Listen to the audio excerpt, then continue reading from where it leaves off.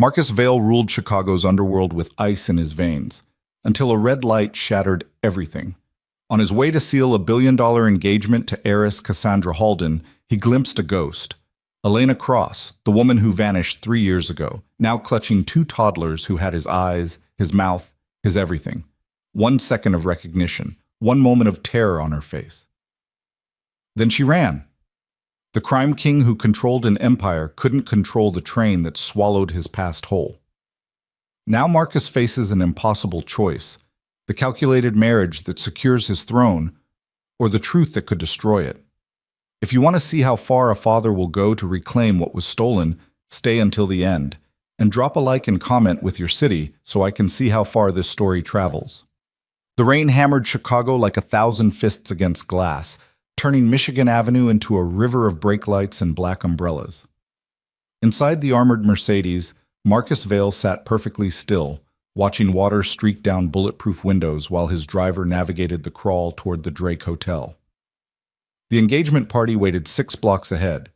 Champagne fountains, string quartets, 200 of the city's most powerful families gathered to witness the union that would legitimize everything Marcus had built in blood and silence. Cassandra Halden would be there already, draped in diamonds and impatience, her father's banking empire ready to scrub Marcus's money cleaner than holy water. The Halden name carried weight in boardrooms and country clubs, places where Marcus's cash still smelled like gunpowder no matter how many lawyers buffed it. Tonight would change that. Tonight, Marcus Vail would become respectable.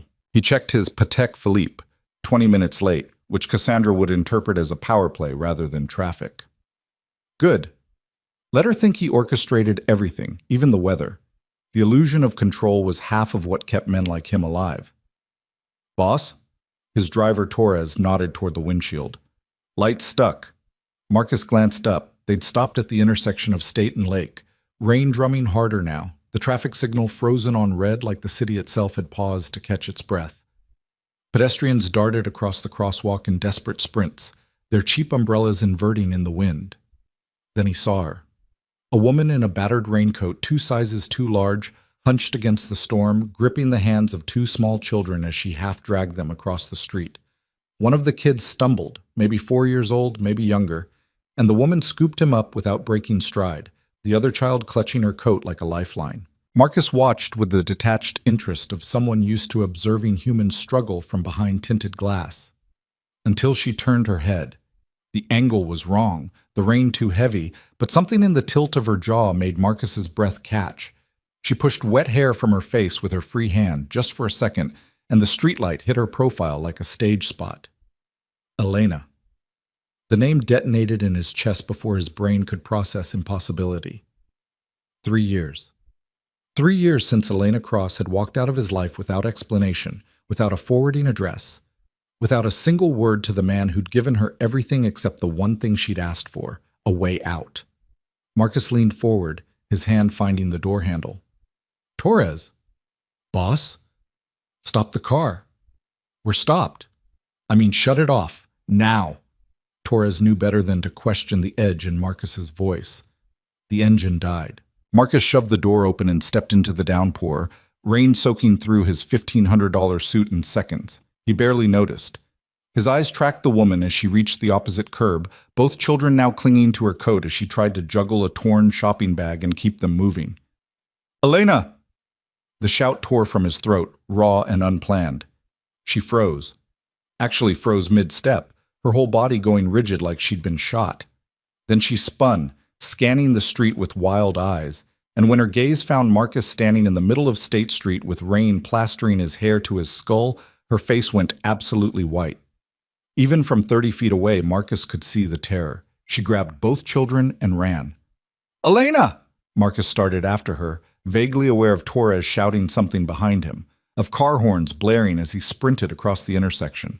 The woman moved fast despite the kids and the rain, darting down the Lake Street subway entrance with the desperate speed of prey that knew the hunter's face. Marcus hit the stairs 3 at a time, his dress shoes skidding on wet concrete. The station smelled like piss and ozone, fluorescent lights flickering over cracked tile. He caught a flash of her raincoat disappearing around a corner toward the red line platform, heard one of the children crying. Elena, wait! He rounded the corner and nearly collided with a transit cop who grabbed his arm. Whoa, buddy, slow down! Marcus jerked free, scanning the platform. There, halfway down, Elena was crouching in front of the two boys, whispering something urgent while wiping tears from the smaller one's face. The children looked exhausted, soaked through, and when the bigger one turned to glance back, Marcus's heart stopped completely. The kid had his eyes. Not similar. Identical. The same unusual shade of gray-green that Marcus had inherited from his Greek grandmother. The same slight downturn at the outer corners. And the mouth. Marcus knew that stubborn set of the jaw because he saw it in the mirror every morning. A train's headlights appeared in the tunnel, wind pushing ahead of it. Elena! Marcus started forward, but she'd already seen the train. She scooped up both children, impossibly strong for her size, and backed toward the edge of the platform. The smaller boy buried his face in her neck. The bigger one stared at Marcus with those stolen eyes, his expression caught somewhere between curiosity and fear. Marcus raised his hands, trying to look non-threatening while his mind screamed 1,000 questions. Please, just talk to me. I won't. The train shrieked into the station, brakes screaming. Doors hissed open. Elena stumbled backward into the car, never taking her eyes off Marcus. Both children clutched against her like she expected him to rip them away. Other passengers pushed past her, oblivious to the silent devastation happening in their midst. Please. Marcus reached the edge of the platform just as the departure chime sounded. Elena, are they... The doors closed. Elena stood pressed against the far wall of the car, both boys wrapped in her arms, tears streaming down her face as she mouthed 2 words through the scratched plexiglass. I'm sorry. Then the train pulled away, carrying his ghost back into the dark. Marcus stood on the empty platform, rain from his clothes pooling at his feet, while the tunnel swallowed the taillights whole. His phone buzzed. Cassandra, probably, wondering where her fiancé had disappeared to. He ignored it. His hands were shaking, which Marcus Vale's hands never did, because men who controlled empires didn't shake over memories. Except those hadn't been memories. That had been Elena, solid and terrified and real, with 2 children who looked exactly like Marcus had looked in his own childhood photos. Twin boys. Maybe 3, maybe 4 years old. The timeline fit. Holy Christ, Marcus whispered to the empty station. Torres appeared at his elbow, breathing hard, holding an umbrella that did nothing for Marcus's already ruined suit. Boss, we need to move. You're exposed here. Marcus turned to his driver, his mind already shifting into the cold operational mode that had kept him alive through a dozen gang wars. Call the office. I want every investigator we have on retainer working tonight. I need Elena Cross located. Current address, employment, known associates, everything. And I want background on any children associated with her name. Boss, the engagement party is canceled. Torres blinked. Cassandra's going to... I don't care what Cassandra's going to do. Marcus started toward the stairs, his shoes squelching with each step. Tell her I had an emergency. Tell her whatever you want. But I'm not setting foot in that hotel until I know what the hell I just saw. The drive back to Marcus's near-north high-rise passed in silence. Torres knew when to talk and when to vanish into the upholstery. Marcus stared out the window, watching rain turn the city into an impressionist painting, while his mind replayed those 2 seconds when the bigger boy had looked at him. Recognition. The kid had recognized something. By the time they pulled into the private garage, Marcus had 3 missed calls from Cassandra, 7 from her father, and a text from his own attorney asking if the engagement was still happening. He deleted them all and rode the elevator to the penthouse, Torres trailing behind like a loyal shadow. The apartment sprawled across the top floor, all glass and steel in deliberate emptiness. Marcus had bought it 5 years ago because the view dominated the skyline like a throne room, but he'd never bothered making it feel like anything except a place to sleep between meetings. No photos, no personal touches, nothing that suggested a human being actually lived in the space. Elena used to hate that about him. She'd tried, in the beginning, to add warmth, plants, throw pillows, framed pictures of the 2 of them. Marcus had tolerated it because he tolerated anything Elena wanted back then. But after she left, he'd stripped it all out, returning the penthouse to its natural state of controlled isolation.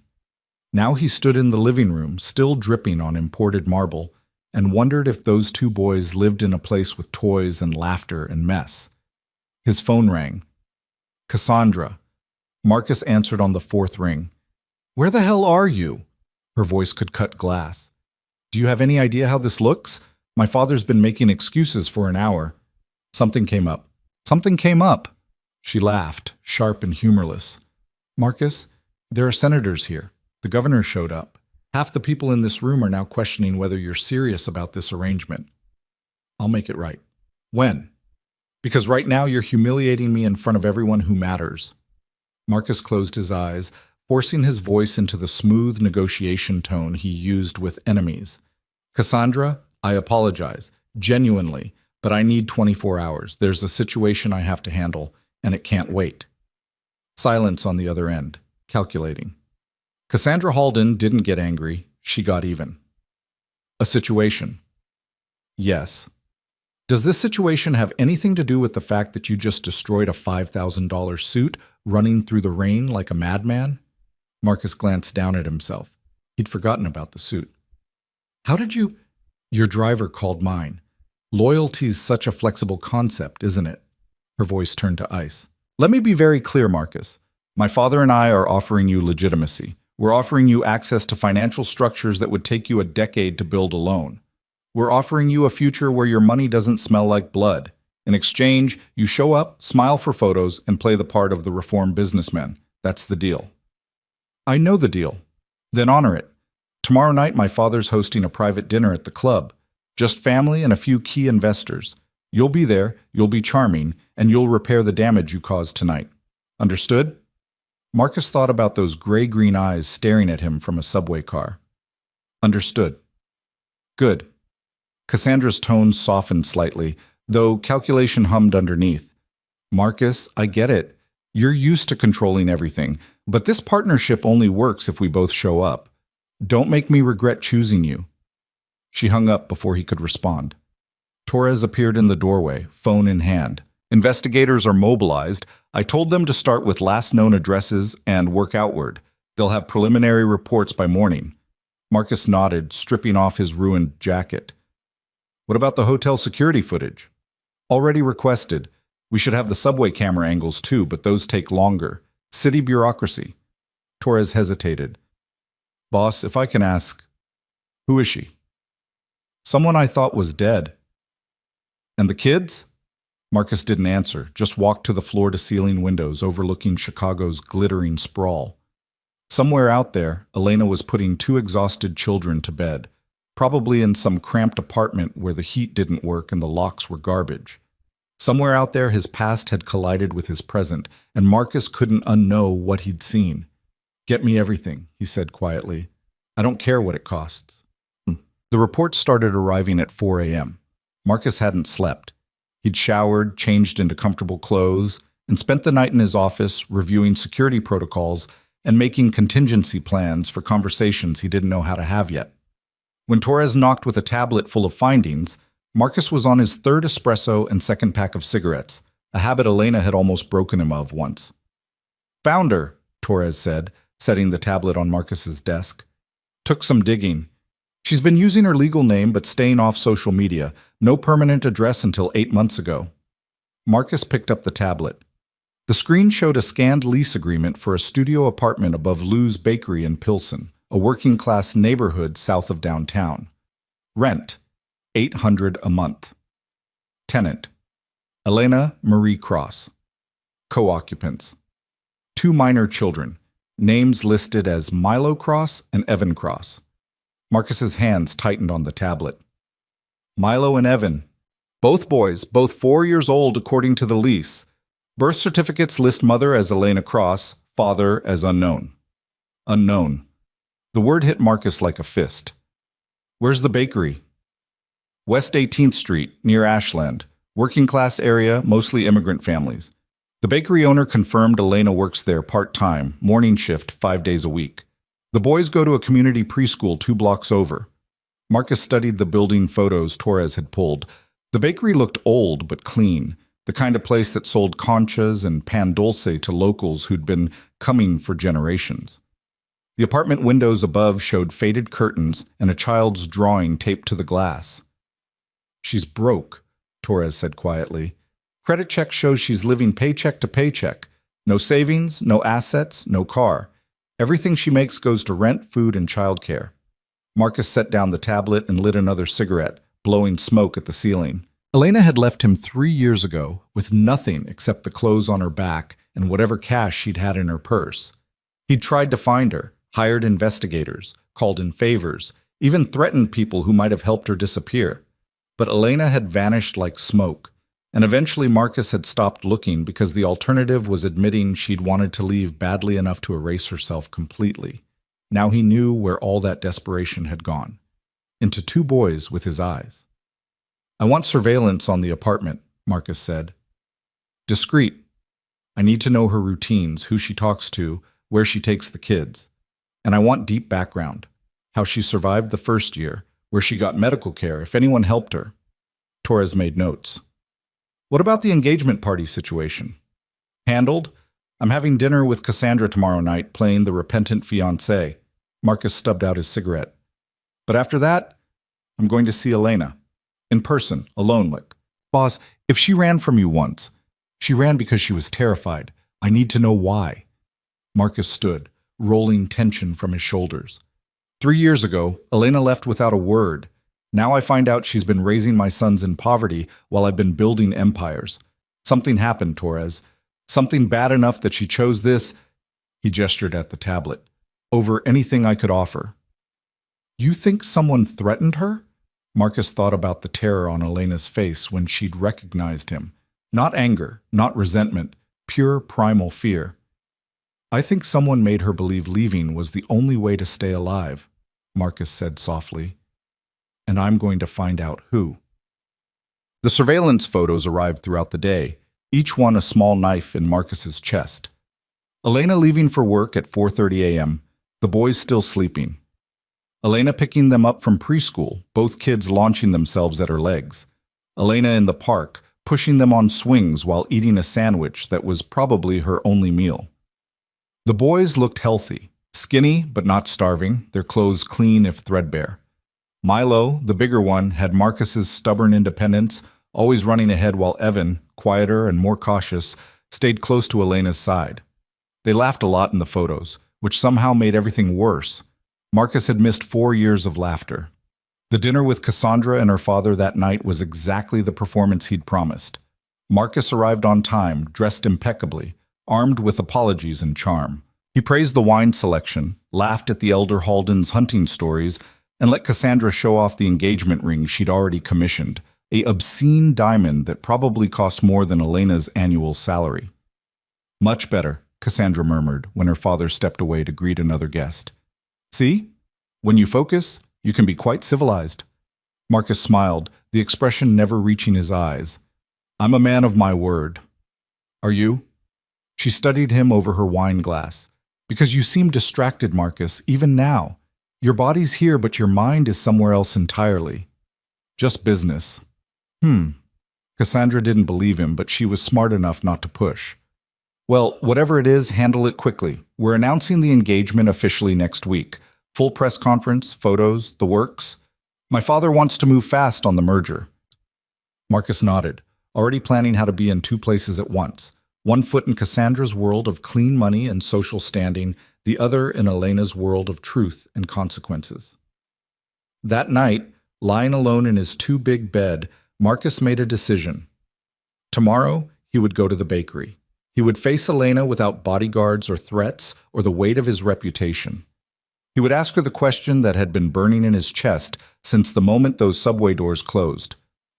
"Why did you take my sons and run?" And depending on her answer, Marcus would either build a bridge or burn the world down, trying. Lou's bakery smelled like cinnamon and fresh bread, the kind of place that had been feeding the neighborhood since before Marcus was born. He walked in at 6 a.m., after watching Elena's morning routine from across the street. The boys dropped at preschool, Elena returning to start her shift, exhaustion written in every line of her body. An older woman behind the counter looked up, flour dusting her apron. "Help you?" "I'm looking for Elena." The woman's eyes narrowed, protective instinct kicking in. She expecting you? No. Marcus kept his voice gentle, non-threatening. But it's important. Please. Something in his face must have convinced her, because she disappeared into the back and returned with Elena, who took one look at Marcus and went absolutely white. No, she whispered. No, you can't. You can't be here. I just want to talk. There's nothing to talk about. Elena backed toward the kitchen, panic rising. You need to leave, right now. The older woman, Lou probably, stepped between them. Elena, you want me to call someone? I'm not here to hurt her, Marcus said, raising his hands. Elena, please. 5 minutes. That's all I'm asking. Elena's eyes darted to the street, to the windows, like she expected armed men to crash through at any moment. Then she looked at Marcus, really looked at him, and whatever she saw in his face made her shoulders sag. Not here, she said quietly. There's a park 2 blocks west. Meet me there in 10 minutes. Alone. Marcus nodded and left before she could change her mind. The park was empty except for a few joggers and an old man feeding pigeons. Marcus sat on a bench facing the entrance, watching Elena approach with the defeated walk of someone heading to their own execution. She'd thrown a coat over her work uniform, her hair still pinned back, traces of flour on her hands. She sat on the far end of the bench, as much distance as possible between them. For a long moment, neither spoke. Then Marcus said, very quietly, Are they mine? Elena closed her eyes. Yes. The confirmation detonated something in Marcus's chest, rage and grief and wonder all tangled together. How long have you known? I found out 2 weeks after I left. 2 weeks. Marcus's voice cracked despite his best efforts. And you didn't think I deserved to know I had sons? I couldn't tell you. Elena's hands twisted in her lap. I couldn't risk it. Risk what? Elena, I gave you everything. You gave me a cage. The words exploded out of her, raw and desperate. A beautiful, expensive cage that I couldn't escape. And then... She stopped, tears streaming down her face. Then what? Elena wiped her eyes roughly. 3 years ago, 2 men came to the apartment while you were in New York. They had guns, Marcus. They put me on my knees and told me exactly what would happen if I didn't disappear. They said your family had decided I was a liability, that I made you weak, that if I loved you, I'd leave before they had to make it permanent. Marcus's blood ran cold. What men? Describe them. I don't know. They wore masks. They didn't give names, but they knew things. Where I grew up, my mother's nursing home, details only someone close to you would know. Elena's voice shook. They said if I contacted you, if I tried to come back, they'd kill me and make it look like an accident. They had photos, Marcus. Pictures of me at the grocery store, at the gym, sleeping in our bed. They'd been watching for weeks. Marcus stood abruptly, pacing, his mind racing through possibilities. His organization had enemies, but a threat like that required inside knowledge. Someone close enough to access personal security details. Someone who knew Marcus well enough to predict his response. Someone in his own family. Why didn't you tell me? He demanded. I could have protected you. From your own people? Elena laughed bitterly. Marcus, you were building an empire. I was a social worker from the South Side who didn't fit into your world. Whoever sent those men was right. I made you vulnerable. So I left. I disappeared. And when I found out I was pregnant, her voice broke. I knew I could never tell you, because they'd be watching for that too. Marcus stared at her, processing betrayal layered on betrayal. 4 years, Elena. You've been raising my sons in poverty for 4 years because someone threatened you. I kept them safe. You kept them from me. Marcus's control finally cracked, the full weight of loss crushing down. Those are my sons, my blood. And I've missed everything. First words, first steps, 4 years of their lives because you decided I couldn't protect you. You couldn't. Elena stood now, meeting his fury with her own. I did what I had to do to keep them alive. And now you're here, and whoever sent those men will know, and my boys are in danger again because you couldn't just let us go. The raw pain in her voice stopped Marcus cold. He looked at Elena, really looked at her, and saw what 4 years of running had done. The dark circles under her eyes, the weight loss, the constant grinding fear that never quite went away. She'd sacrificed everything to protect their children from a threat she didn't even understand, and Marcus had been too blind to see it coming. "I'm going to find who did this," he said quietly, the words a promise and a threat. "And when I do, they're going to wish they'd never learned your name." "Marcus, no." "Yes." He stepped closer, dropping his voice. "Because those boys deserve better than this. They deserve safety, stability, a father who shows up. And you," his throat tightened, "you deserve better than running scared for 4 years." Elena shook her head, tears flowing freely now. "It's too late. The engagement party, Cassandra Halden. I saw the news, Marcus. You're building a different life now. Just let us disappear again. Please." "I can't." The words came out raw. "Elena, I can't unknow that I have sons. I can't walk away from them any more than I could walk away from you 3 years ago." He pulled out his phone, pulling up the surveillance photos. "Look at them. Really look. They're strong and smart and everything I didn't know I'd lost. Don't ask me to pretend they don't exist." Elena stared at the photos, her expression crumbling. "What are you going to do?"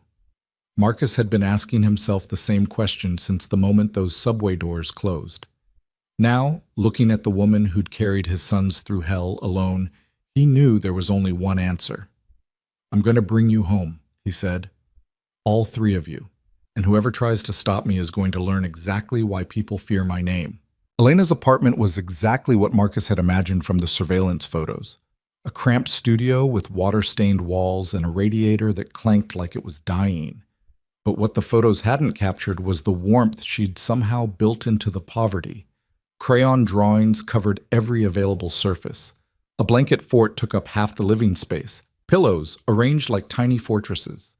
2 twin beds pushed against opposite walls, each with carefully tucked sheets and stuffed animals standing guard. Marcus stood in the doorway, afraid to step inside and break something he couldn't fix. "They'll be back from preschool in 20 minutes, Elena said, her voice hollow. She hadn't stopped crying since the park, but the tears had turned quiet now, resigned. "I don't know how to explain you. Tell them the truth." "Which truth? That their father's a crime lord who didn't know they existed? That's a great conversation for 4-year-olds. She sank onto the edge of one bed, exhaustion finally winning. "Marcus, this is insane. You can't just walk into their lives." "I'm not walking. I'm running." Marcus moved into the room, careful not to disturb the blanket fort. "Elena, whoever threatened you 3 years ago is still out there. The moment I found you, the clock started. They'll know I'm looking, and they'll act. Then leave.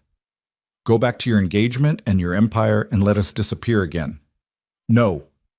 The word came out harder than he intended. Marcus knelt in front of her, forcing her to meet his eyes. "I lost you once because I didn't see the threat coming. I'm not making that mistake again. My estate has security that would make the Pentagon jealous. Cameras, armed guards, safe rooms. If you and the boys are there, I can protect you." Elena laughed bitterly. "Your estate, where Cassandra Halden is probably picking out curtains and planning her perfect society wedding. Cassandra doesn't live there. She has her own place." Marcus ran a hand through his hair, frustration mounting. "This isn't about her. This is about keeping you alive long enough to figure out who wants you dead. And then what? We just play house in your fortress while you marry someone else?" The question hit harder than Marcus expected. He stood, pacing the narrow space between beds. "I don't have all the answers yet, but I know this apartment isn't safe. Anyone could kick down that door." He gestured to the flimsy lock that wouldn't stop a determined teenager. "The fire escape is rusted through. There's one exit. If someone comes for you here, you'd have nowhere to run." Elena wrapped her arms around herself. "We've been fine for 4 years." "You've been lucky for 4 years. There's a difference." Marcus checked his watch. "Pack what matters. Clothes, toys, whatever the boys need to feel comfortable. Torres is outside with a car. We leave before they get back, pick them up from school together, and by tonight you'll be behind walls that actually mean something." "I can't just abandon my job. Lou's already been compensated. 3 months' salary, and I'll cover the bakery's lost revenue from your absence." Marcus had made the arrangements that morning, throwing money at problems the way he always did. "Elena, please, trust me one more time."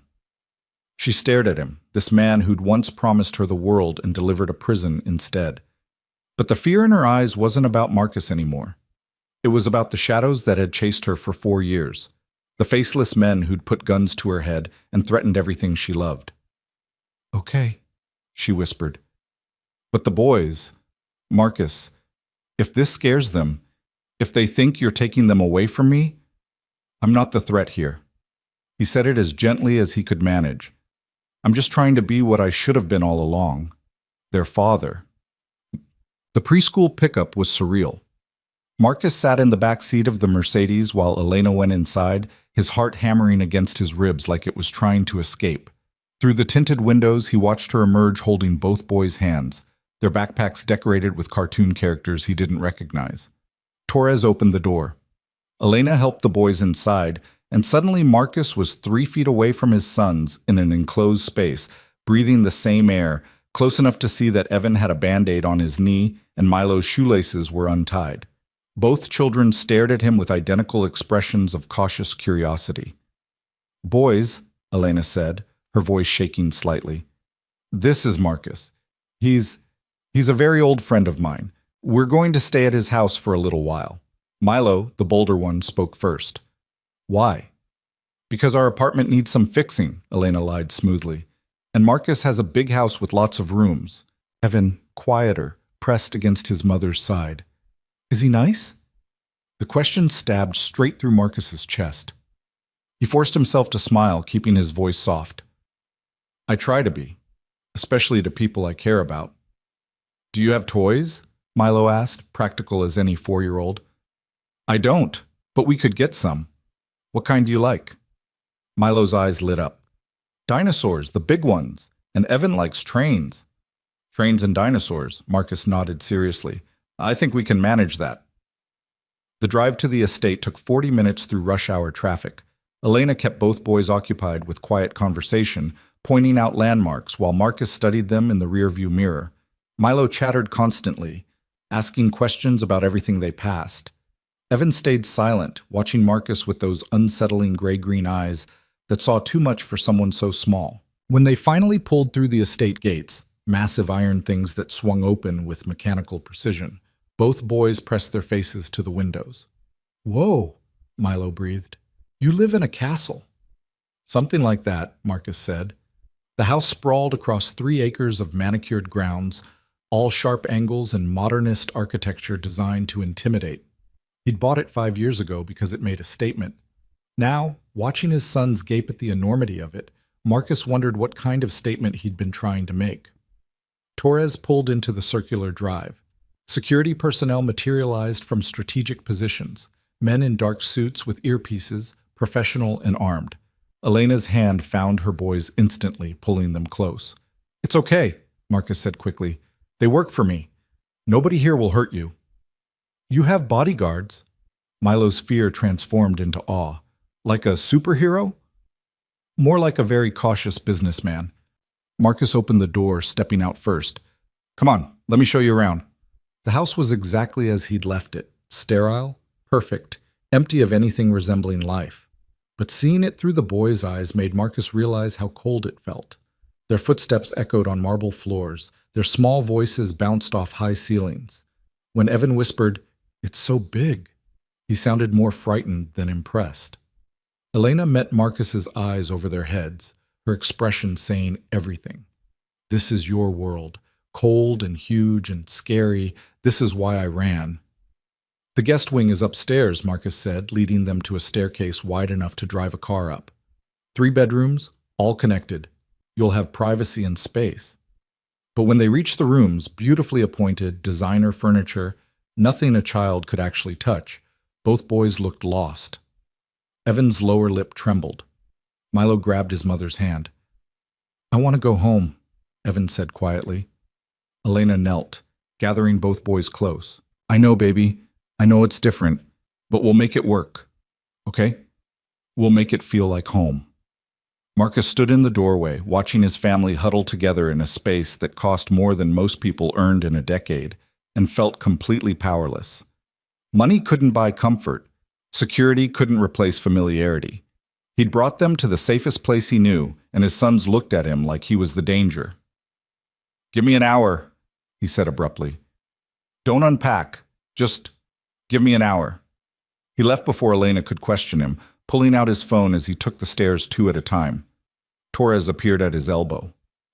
"Boss, I need you to do something for me. Multiple things, actually, and they need to happen fast." 20 minutes later, Marcus's credit card had taken a serious hit. 40 minutes after that, delivery trucks started arriving. By the time he knocked on the guest room door, he had an army of people assembling purchases in the estate's main living room. Elena opened the door, wariness written across her face. "What's happening? I heard trucks." "Come downstairs, bring the boys." She studied him for a long moment, then turned back into the room. "Milo, Evan, come on. Marcus wants to show us something." The boys emerged cautiously, Milo holding his mother's hand, Evan clutching a stuffed elephant that had seen better days. Marcus led them downstairs, his heart pounding harder than it had during actual firefights. The living room had been transformed. Where cold minimalism had reigned, chaos now ruled. A massive dinosaur play set covered the coffee table. T-Rex, Triceratops, Stegosaurus, and a dozen others. A wooden train set snaked across the floor, complete with bridges and tunnels. Coloring books and crayons spilled across the couch. A reading corner had materialized in one corner, beanbag chairs and children's books stacked in colorful towers. Both boys froze in the doorway, their mouths forming perfect O's of shock. "I know it's not home," Marcus said quietly, "but I thought maybe it could be less scary if there were things here that belonged to you." Milo broke first, sprinting toward the dinosaurs with a shriek of pure joy. Evan followed more slowly, drawn to the trains like they were magnetic. Within seconds, both boys were on the floor, absorbed in play, the fear temporarily forgotten. Elena's hand covered her mouth, tears streaming down her face again. "Marcus!" "It's not enough. I know it's not enough." He watched his sons play, memorizing every gesture, every laugh. "But I'm trying. I don't know how to be a father yet, but I'm trying." She turned to him, and for the first time since the subway platform, her expression softened. "They'll need dinner soon, and baths, and a bedtime routine. They're very particular about bedtime." "Then teach me." Marcus met her eyes. "Teach me what I missed." What? Dinner was a revelation. Marcus had hosted senators and crime bosses at the formal dining table, negotiated deals over imported wine and artisan cuisine. But sitting at the kitchen island eating chicken nuggets with 2 4-year-olds taught him more about vulnerability than a decade in the underworld. Milo told stories between bites, elaborate tales about preschool drama and playground politics. Evan ate slowly, still watching Marcus with those careful eyes, but he'd relaxed enough to ask for ketchup without whispering. Elena sat between them, orchestrating the chaos with practiced ease, cutting food, wiping faces, preventing the inevitable food fight before it started. "So you're rich?" Milo asked suddenly, apropos of nothing. Marcus nearly choked on his water. "I have money. Yes." "How much money?" "Milo." Elena's voice carried a warning. "That's not polite." "But I want to know. Is he richer than Santa?" Despite everything, the threats, the fear, the impossible situation they'd stumbled into, Marcus laughed. Actually laughed, the sound rusty from disuse. "Probably not. Santa has a pretty good operation going." "Do you have elves?" "No elves, just people who work for me." "Are they magic?" "Definitely not magic." Milo processed this, then returned to his nuggets, satisfied. But Evan spoke up, his voice small but clear. "Why are we really here?"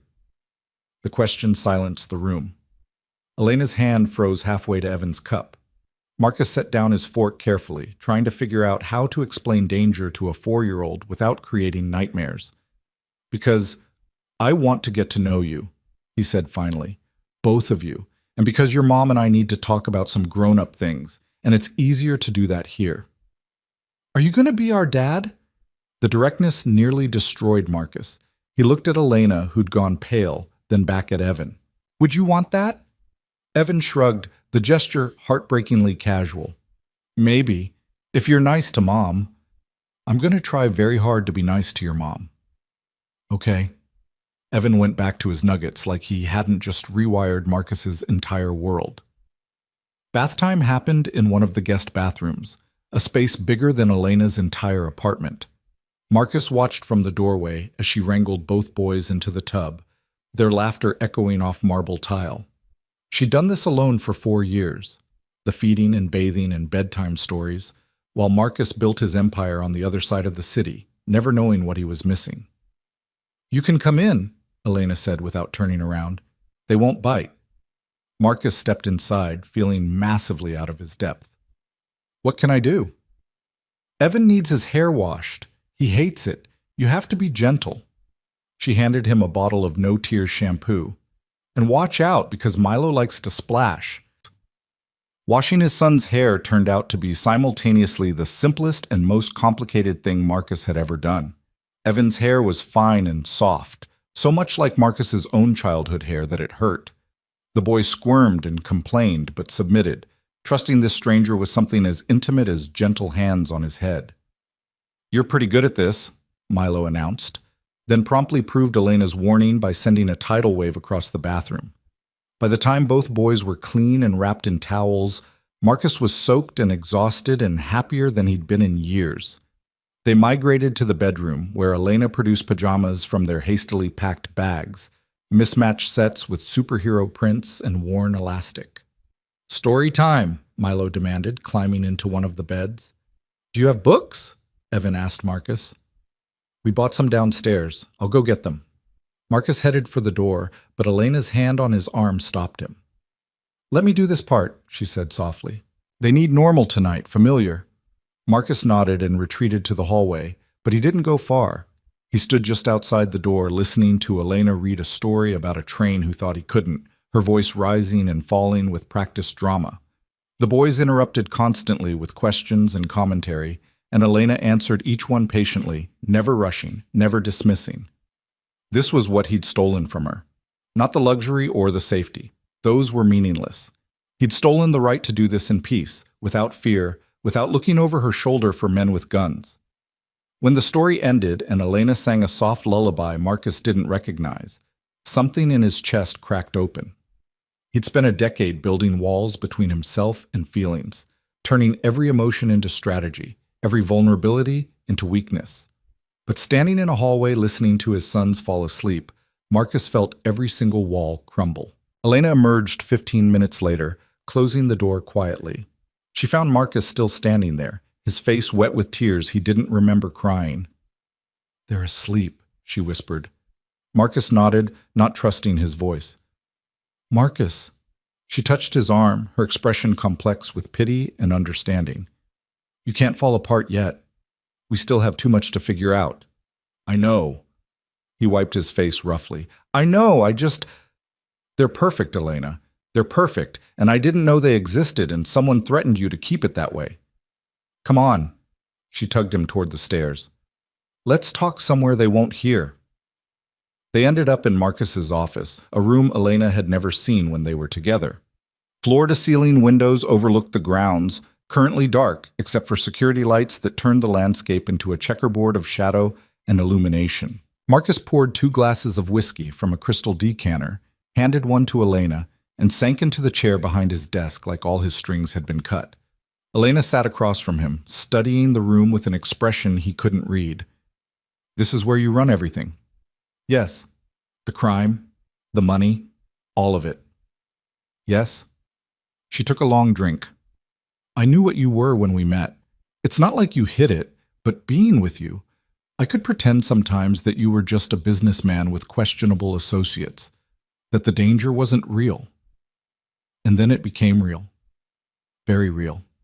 Elena set down her glass. "The men who came, they were professionals, Marcus, not street thugs.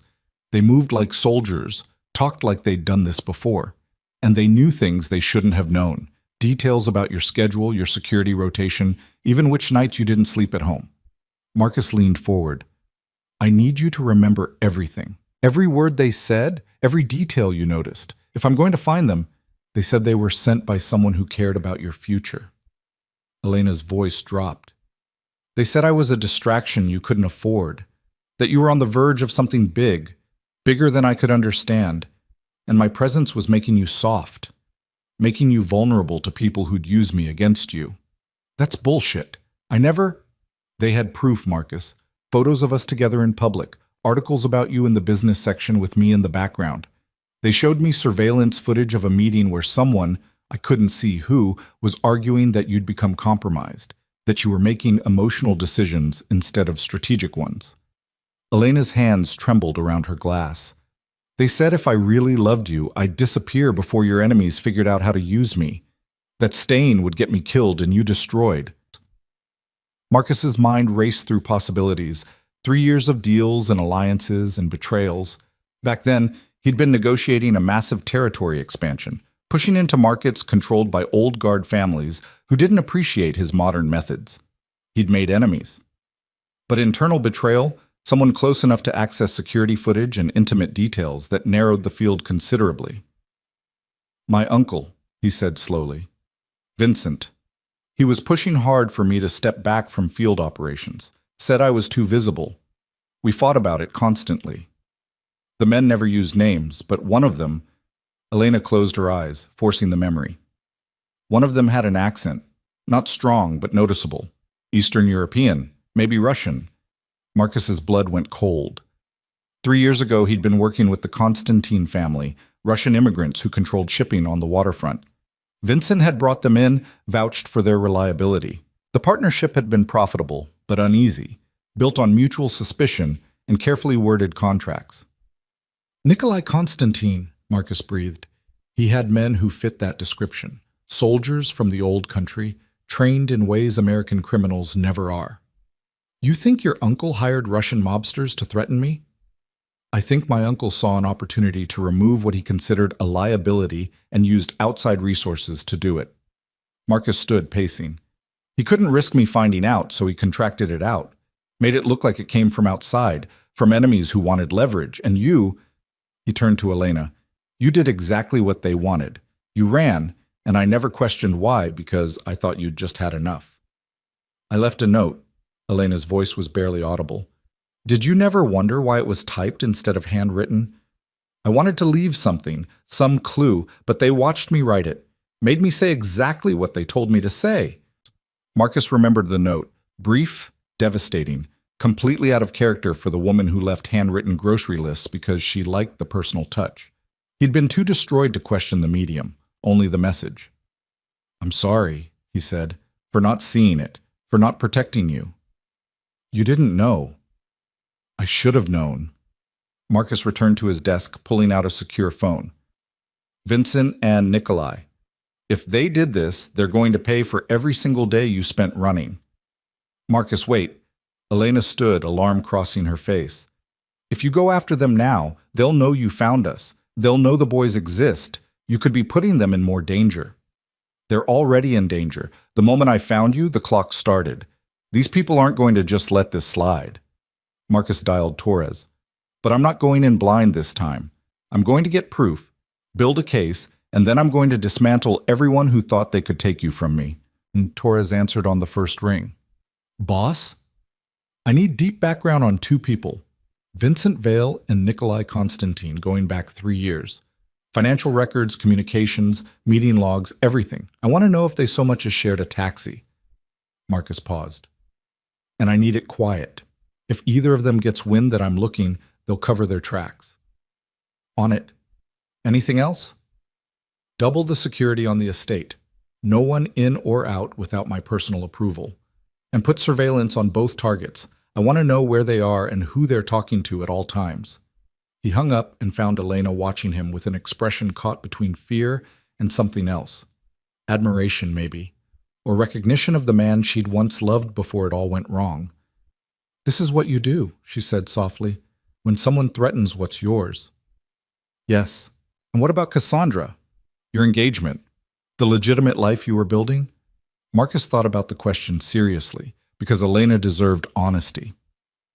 Cassandra was always a business arrangement, a way to clean money and buy respectability. I never pretended it was more than that. She seems to think it's more. Then she's deluding herself. Marcus met Elena's eyes. I haven't loved anyone since you left. I told myself it was better that way, safer, cleaner, more strategic.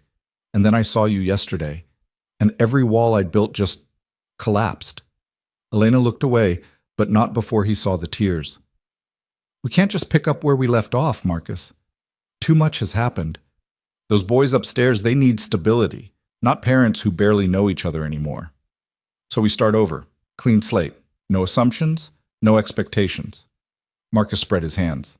Stay here while we figure out who threatened you. Let me get to know our sons. And when the danger's gone, when everyone who tried to take you away is neutralized, then we decide what happens next. Together. And if I decide to leave again? The question hurt, but Marcus answered honestly. Then I'll make sure you have resources to disappear properly this time. Money, security, new identities if you need them. But the boys, his voice roughened. I can't lose them again, Elena. I'll stay out of your life if that's what you want, but I need to be part of theirs. Elena wiped her eyes, nodding slowly. Okay, we can try.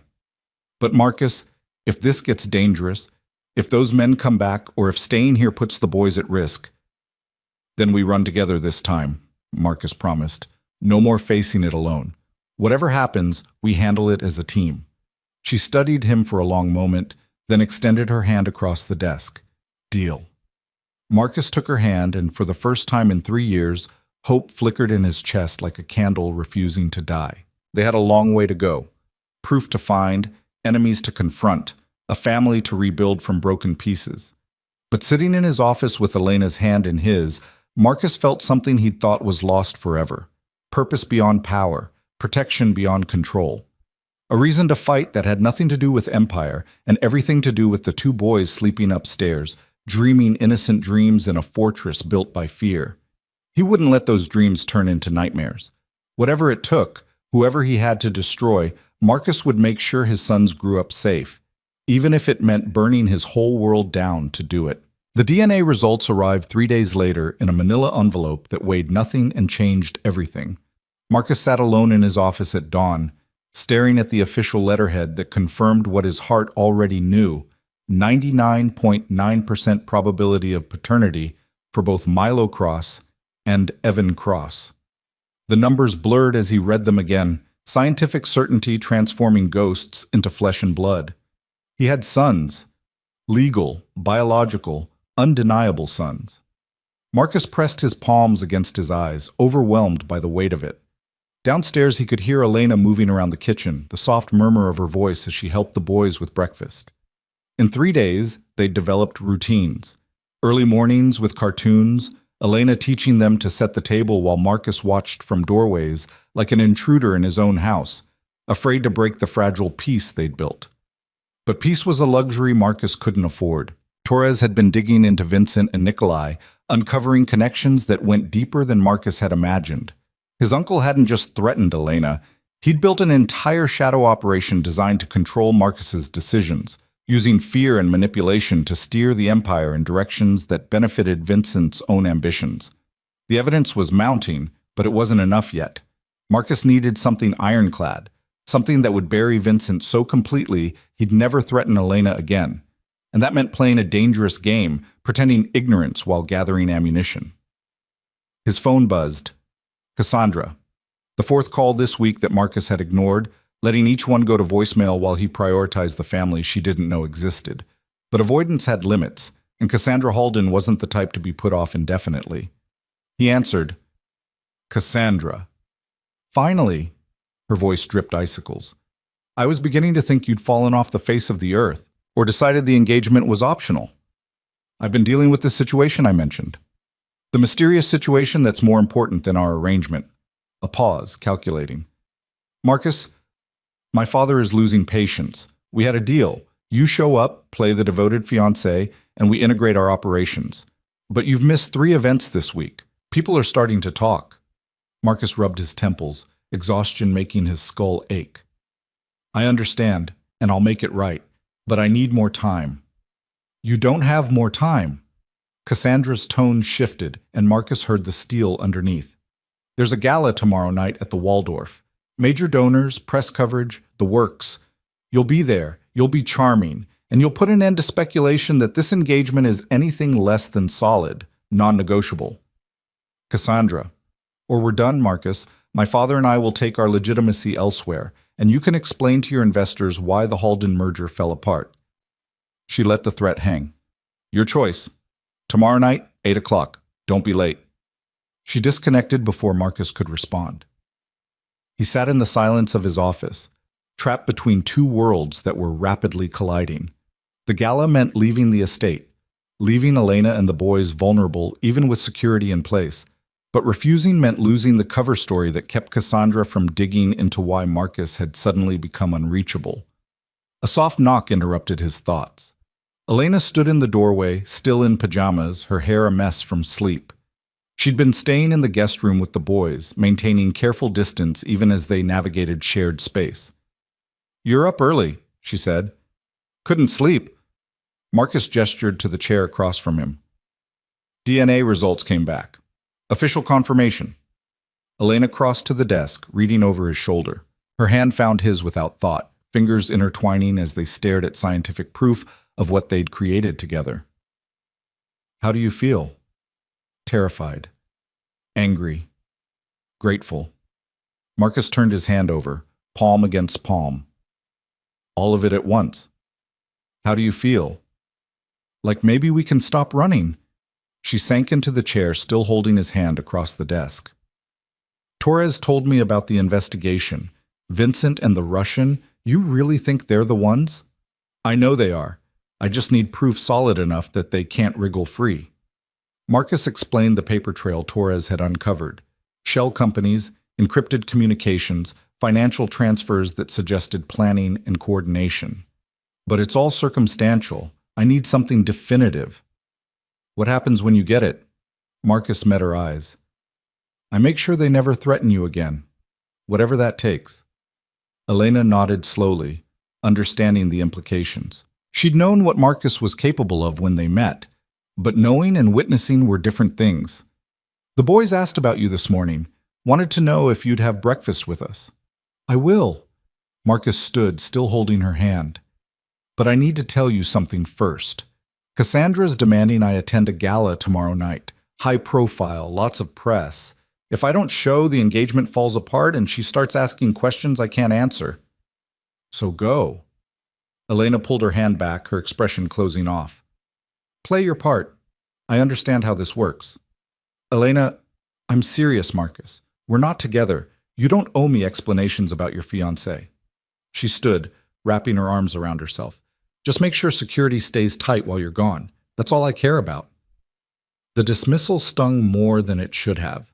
Marcus wanted to argue, to explain that Cassandra meant nothing, that every moment at the gala would be torture. But Elena was already walking away, her shoulders rigid with the same pride that had helped her survive 4 years alone. Breakfast was awkward, Marcus trying to act normal while tension radiated between him and Elena. But the boys either didn't notice or didn't care. Milo chattering about the dinosaur documentary they'd watched, while Evan carefully built a tower from his toast pieces. "Can we go outside?" Milo asked, bouncing in his chair. "There's so much space and we never get to play outside at the old apartment." Elena glanced at Marcus, uncertainty in her eyes. The estate grounds were secure, but exposure carried risks. Marcus made the decision quickly. "After breakfast, we'll go out. But you stay where I can see you, and if any of the security people tell you something, you listen. Deal?" Both boys nodded enthusiastically, already planning their adventures. When they finished eating, Marcus led them through the French doors to the back terrace, Elena trailing behind with visible nervousness. The grounds stretched out like a private park, manicured lawns, strategic trees, a walking path that circled the perimeter. Milo took off running immediately, his laughter carrying across the grass. Evan followed more cautiously, stopping every few feet to examine flowers or interesting rocks. Marcus stayed close, hyper-aware of sight lines and security positions, his body tensing at every distant sound. "You're terrifying them," Elena murmured, watching Evan glance back nervously. "Relax. Let them be kids." "I'm trying." But Marcus couldn't shake the feeling of exposure, the knowledge that somewhere out there, Vincent and Nikolai were making their own plans. His phone buzzed. "Torres, with an update. Marcus stepped away to take the call, keeping the boys in his peripheral vision. Talk to me. We caught something. Nikolai met with Vincent last night at a restaurant in Greektown. The conversation was brief, but our lip reader got fragments. They mentioned Elena's name and the boys. Marcus's blood turned to ice. They know. Seems likely. Nikolai's increased his security detail, and Vincent's been making calls to people we haven't identified yet. They're planning something, boss. We just don't know what. Double security again. I want eyes on both of them every second. And I want contingency plans. If they move on the estate, I need to know before they're within a mile of this property. Marcus watched Milo try to climb a tree while Evan offered advice from the ground. These kids don't get caught in the crossfire. Whatever it takes. Understood. There's something else. Torres hesitated. We traced some of Nikolai's communications. He's been in contact with someone in Child Protective Services. Multiple calls over the past week.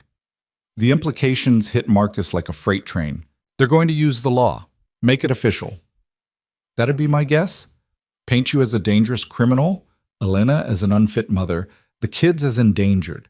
Get the state involved, take the boys into protective custody, and suddenly you're fighting the system instead of just Vincent and Nikolai. Marcus's mind raced through possibilities, each one worse than the last. If CPS got involved, if they took the boys into state care while investigating the claims, Marcus would have to fight through bureaucracy and court proceedings. And during that time, Vincent could make the boys disappear. Foster care had holes, and money could grease any wheel. I need those boys legally mine, Marcus said. Can we expedite paternity recognition?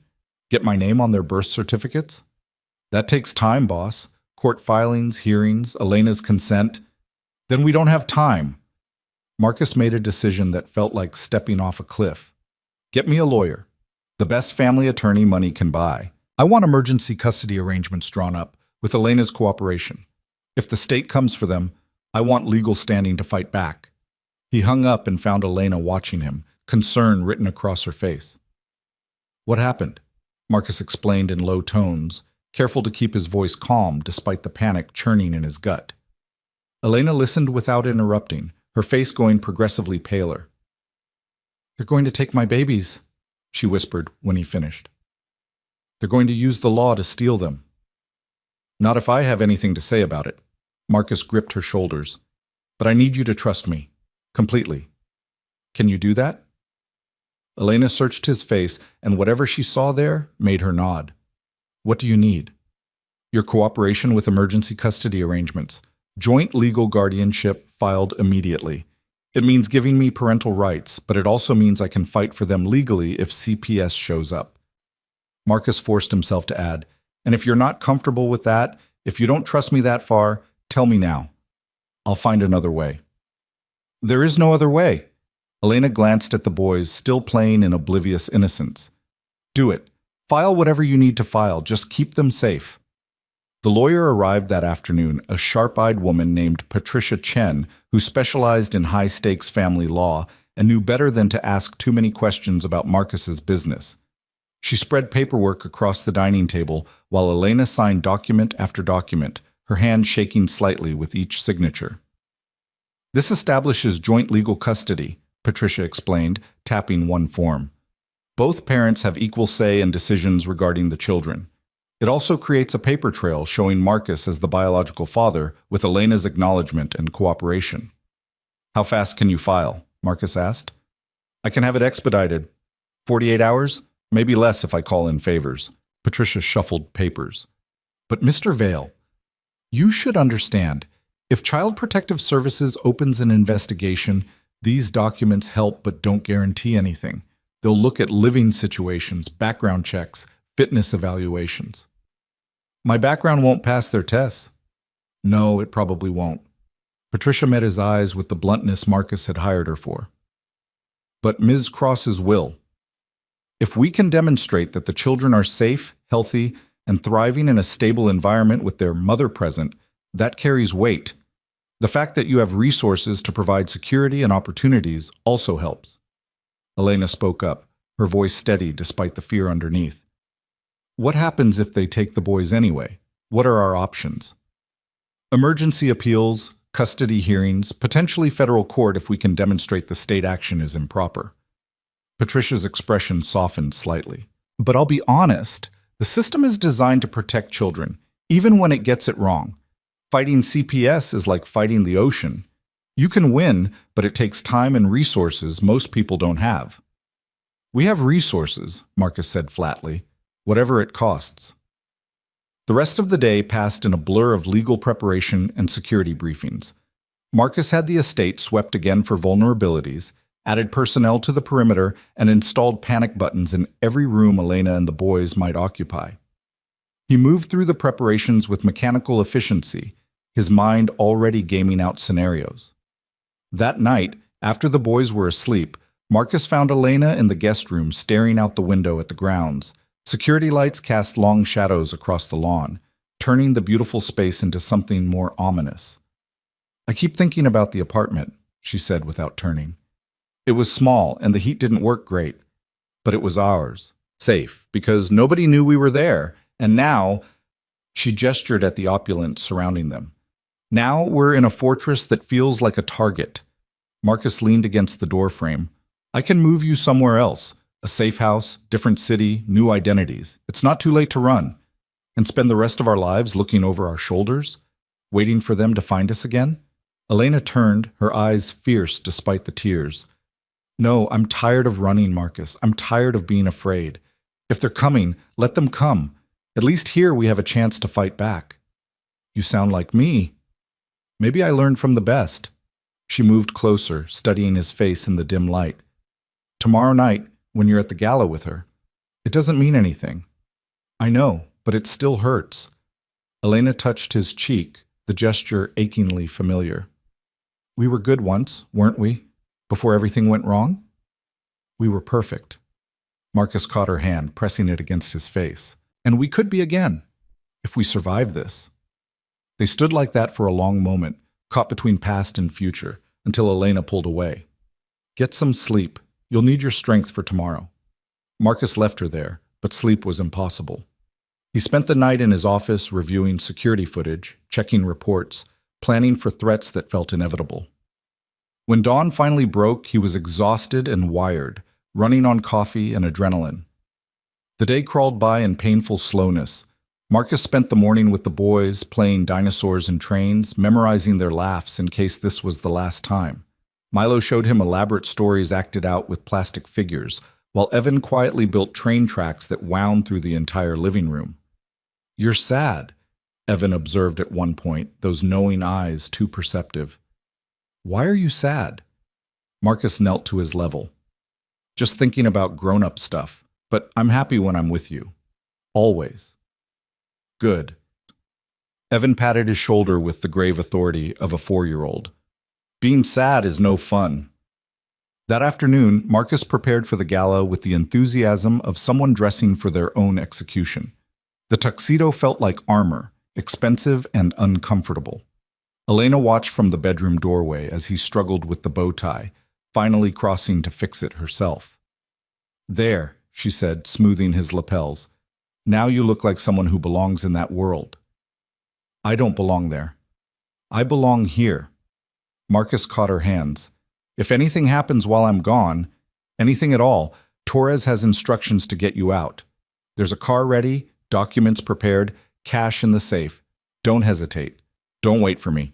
Just run." "Marcus, promise me, Elena.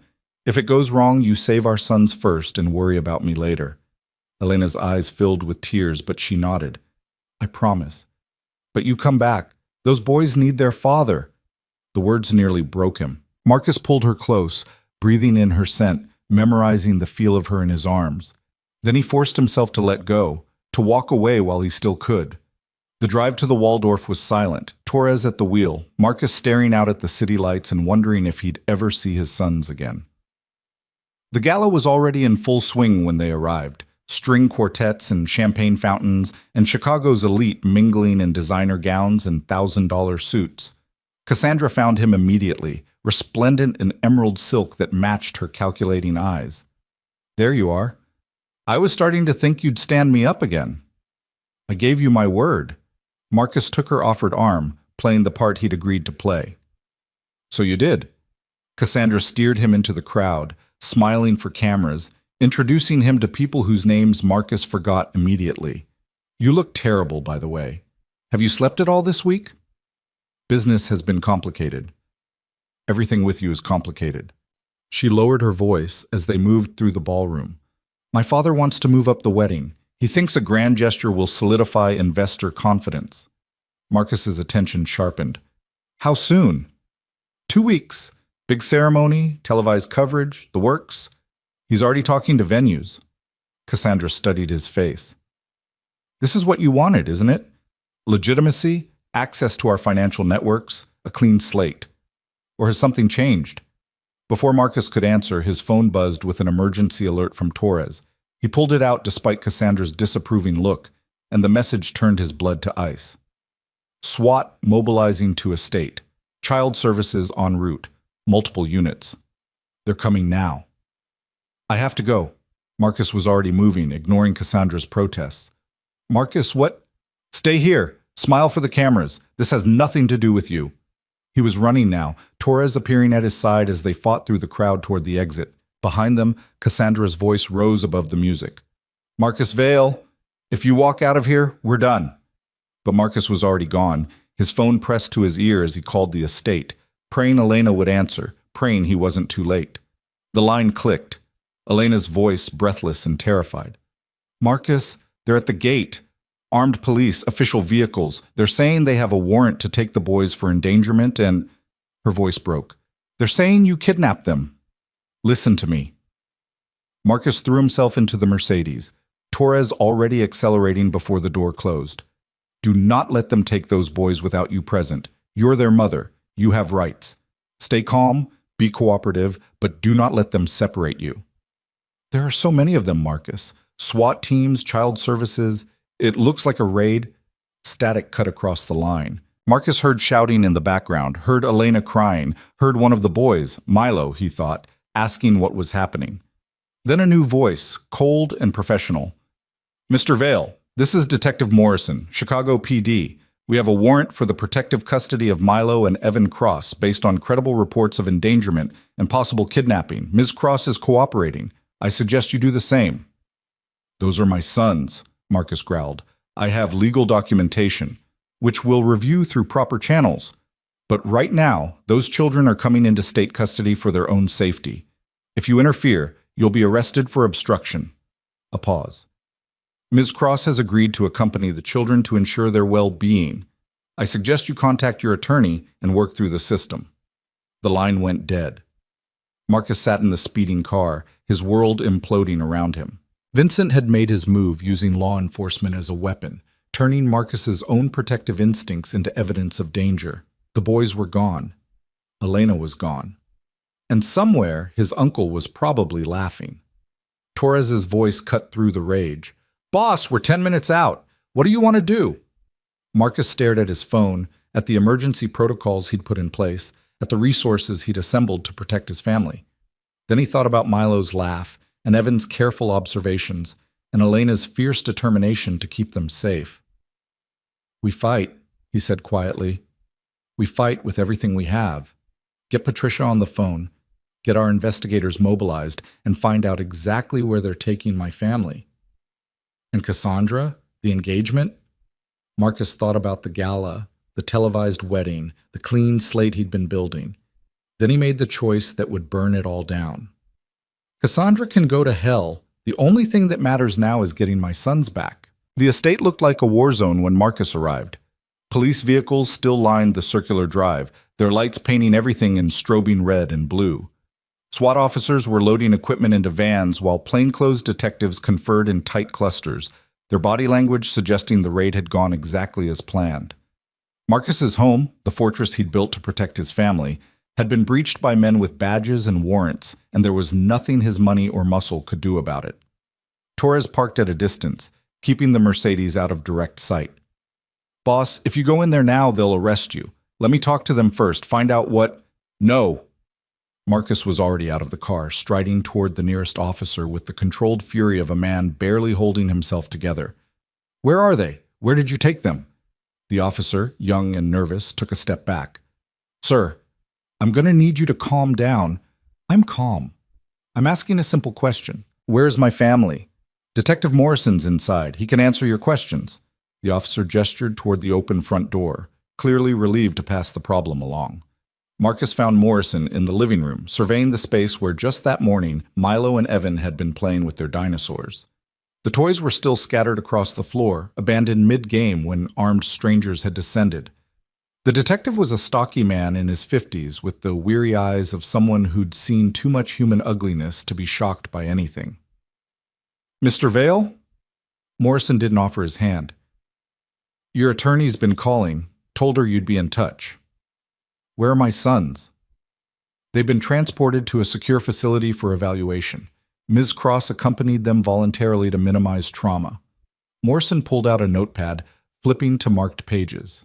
We received credible reports that 2 minor children were being held at this address against their will, in the custody of a known criminal with documented ties to organized crime. Given the potential for danger, we moved quickly. Those reports are lies. Marcus forced his voice level, knowing that losing control would only make things worse. I'm their biological father. Elena Cross is their mother.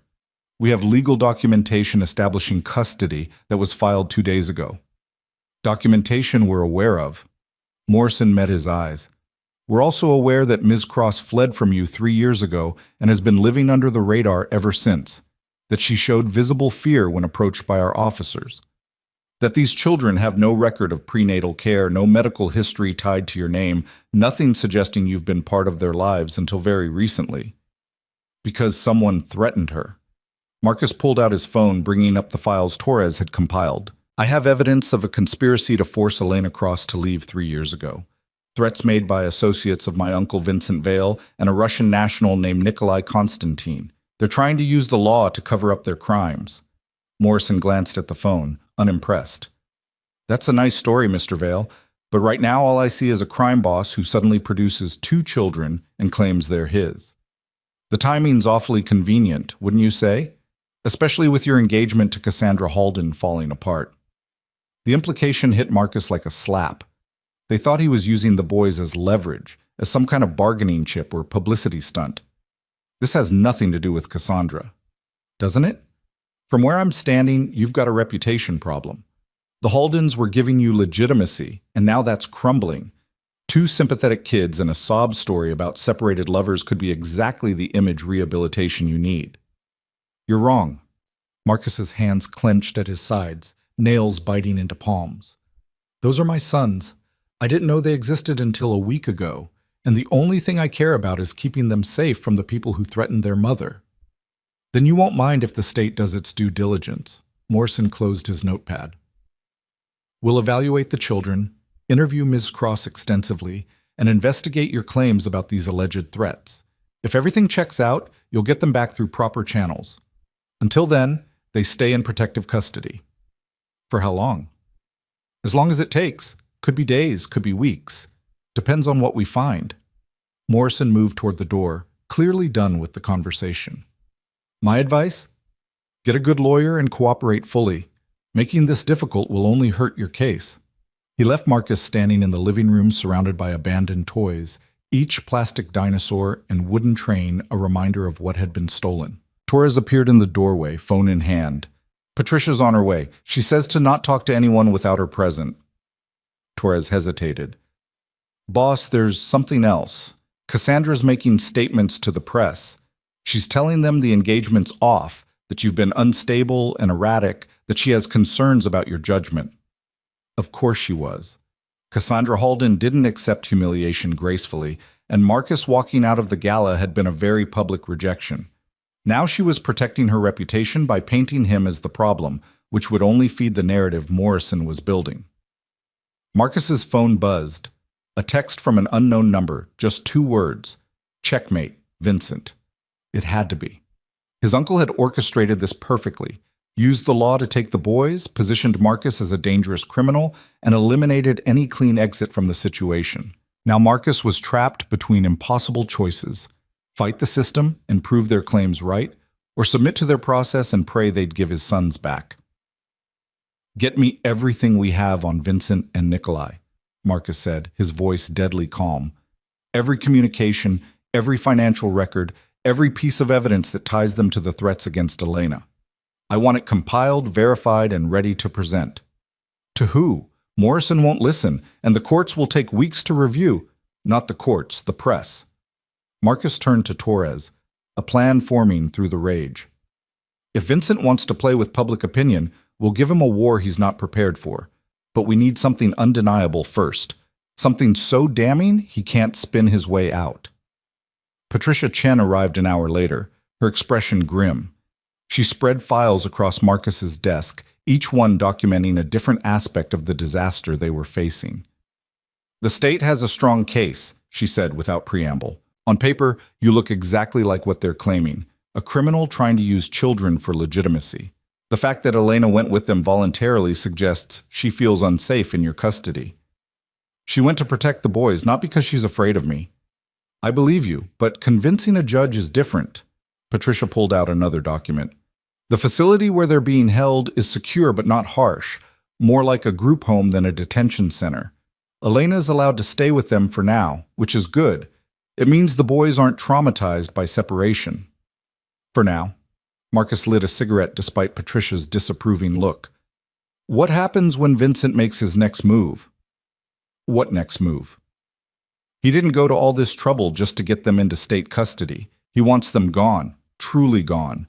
Foster care has cracks, Patricia. People disappear. Records get lost. With the right money in the right hands, 2 boys could vanish into the system. Patricia paled. You think he'd go that far? I think he's already planning it. Marcus pulled up the unknown text, showing her the message. This isn't about custody. It's about erasing a mistake. Vincent saw Elena as a threat 3 years ago, and now the boys are an even bigger problem. Dead men tell no tales, but live sons can inherit empires. The implications settled like lead. Patricia sat back, processing. If you're right, we need to move fast. But going public without proof will make you look paranoid. We need something concrete that ties Vincent to the threats and to this custody action. Torres is working on it. Work faster.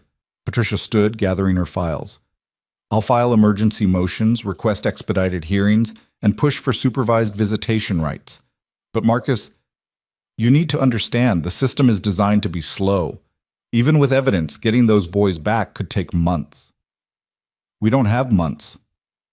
Then find me something explosive, something that forces everyone's hand. Patricia headed for the door, then paused. And stay away from the facility. Don't try to see them. Don't send messages. Don't do anything that could be construed as intimidation or interference. Right now you're being watched for any excuse to make this worse. After she left, Marcus sat in the darkness of his office, staring at his phone.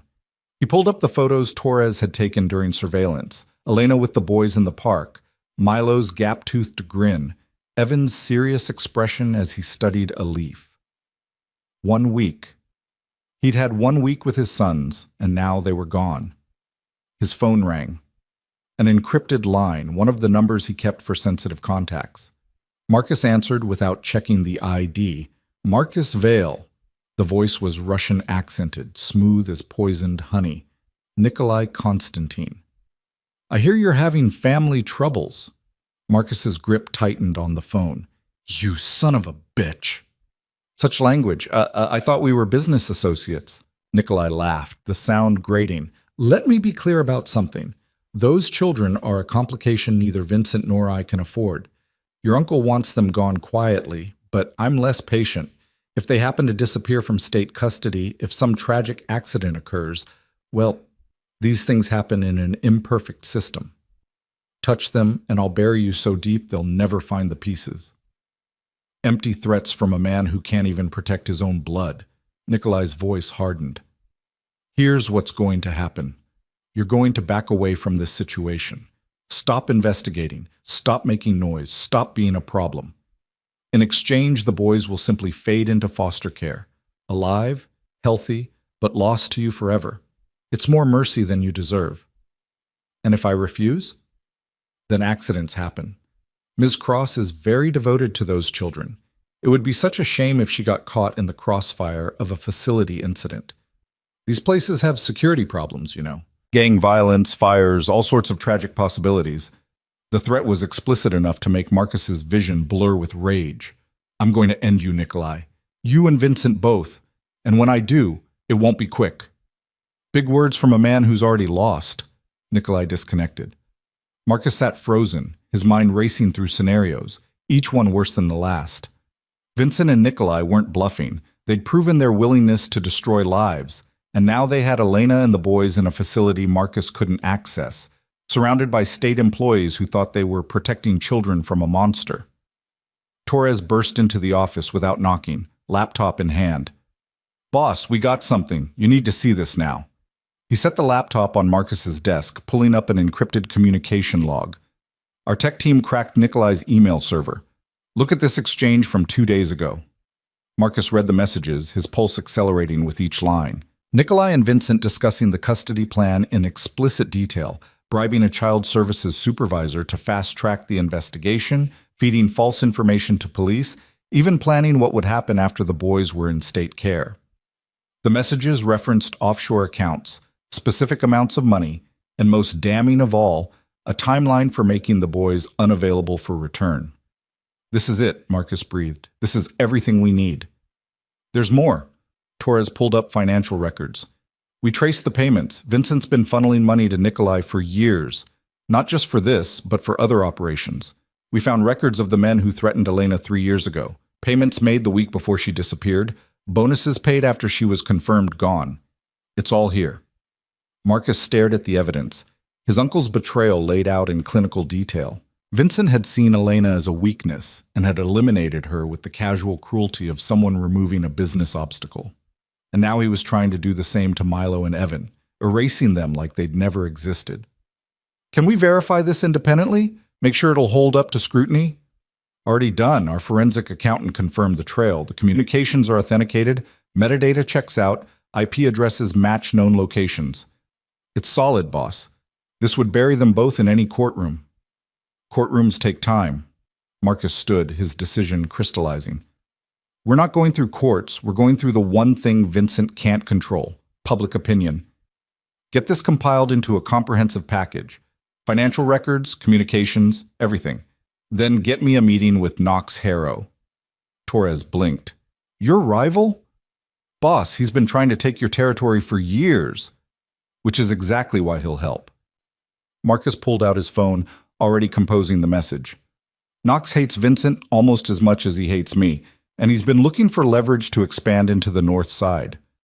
We're going to give him what he wants in exchange for something I need." "What could Knox possibly have that you need?" Marcus smiled, though there was no humor in it. "Connections. Knox's cousin is a federal prosecutor who's been building a RICO case against organized crime families. If we give them Vincent and Nikolai on a silver platter, wrapped in evidence so clean even the FBI can't ignore it, they'll jump at the chance. And once the feds are involved, the state custody case becomes irrelevant." "That's a huge gamble.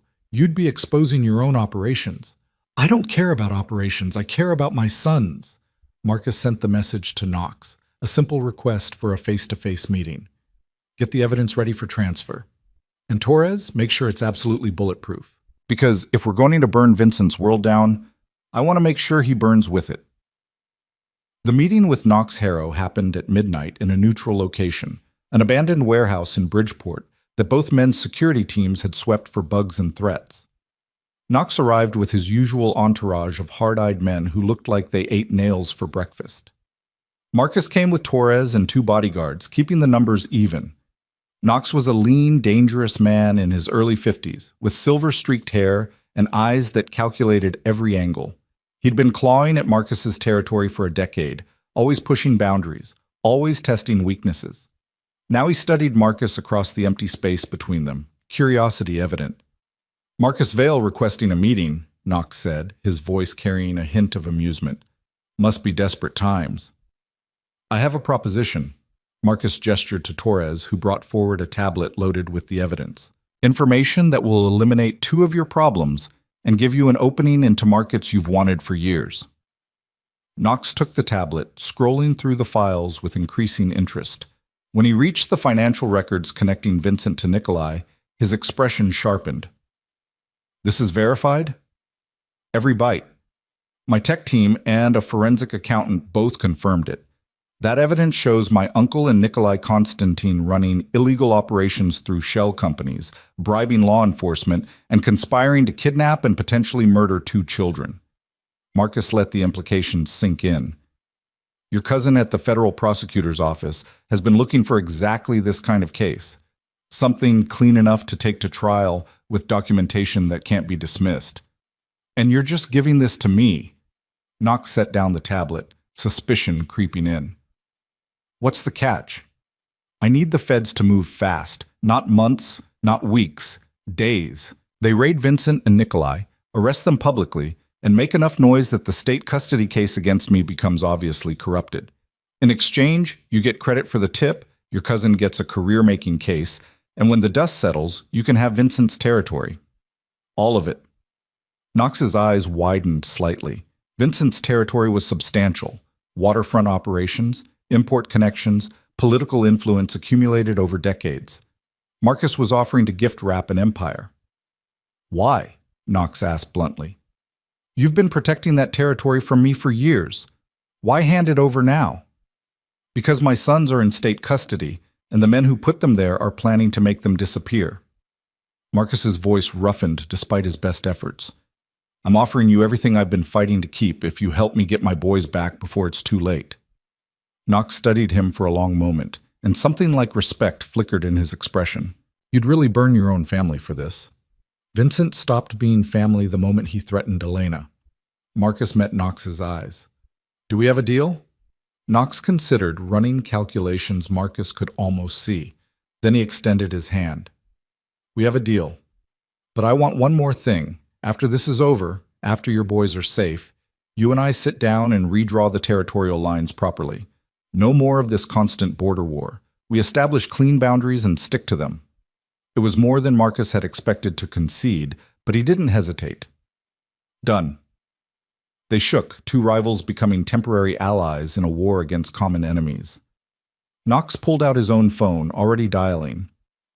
My cousin's going to want to verify this independently before she moves. Can your people make themselves available? Whatever she needs. Marcus felt the first spark of hope since the raid. Just tell her to move fast.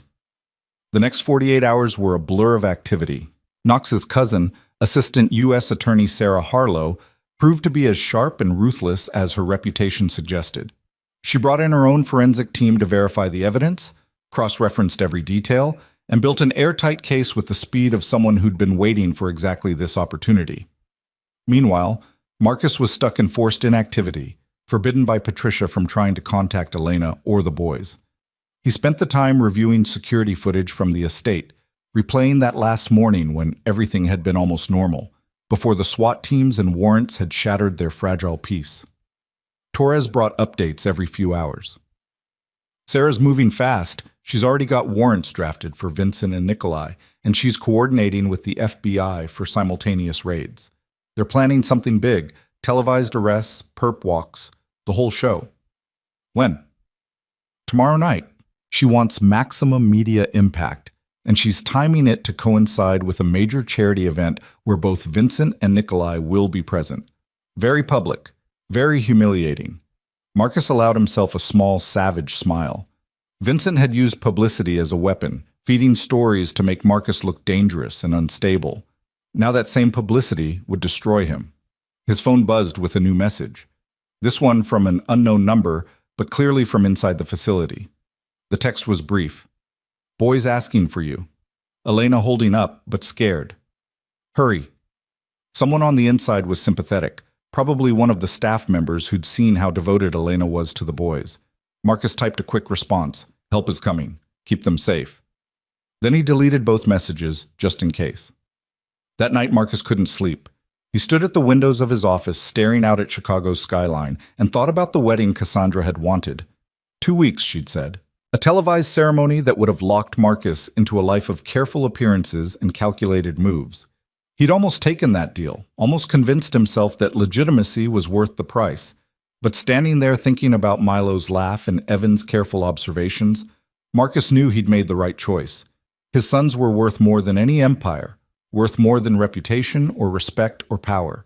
They were the only thing that mattered. The next evening, Marcus watched the news coverage from his office, Torres standing beside him as the story broke across every channel.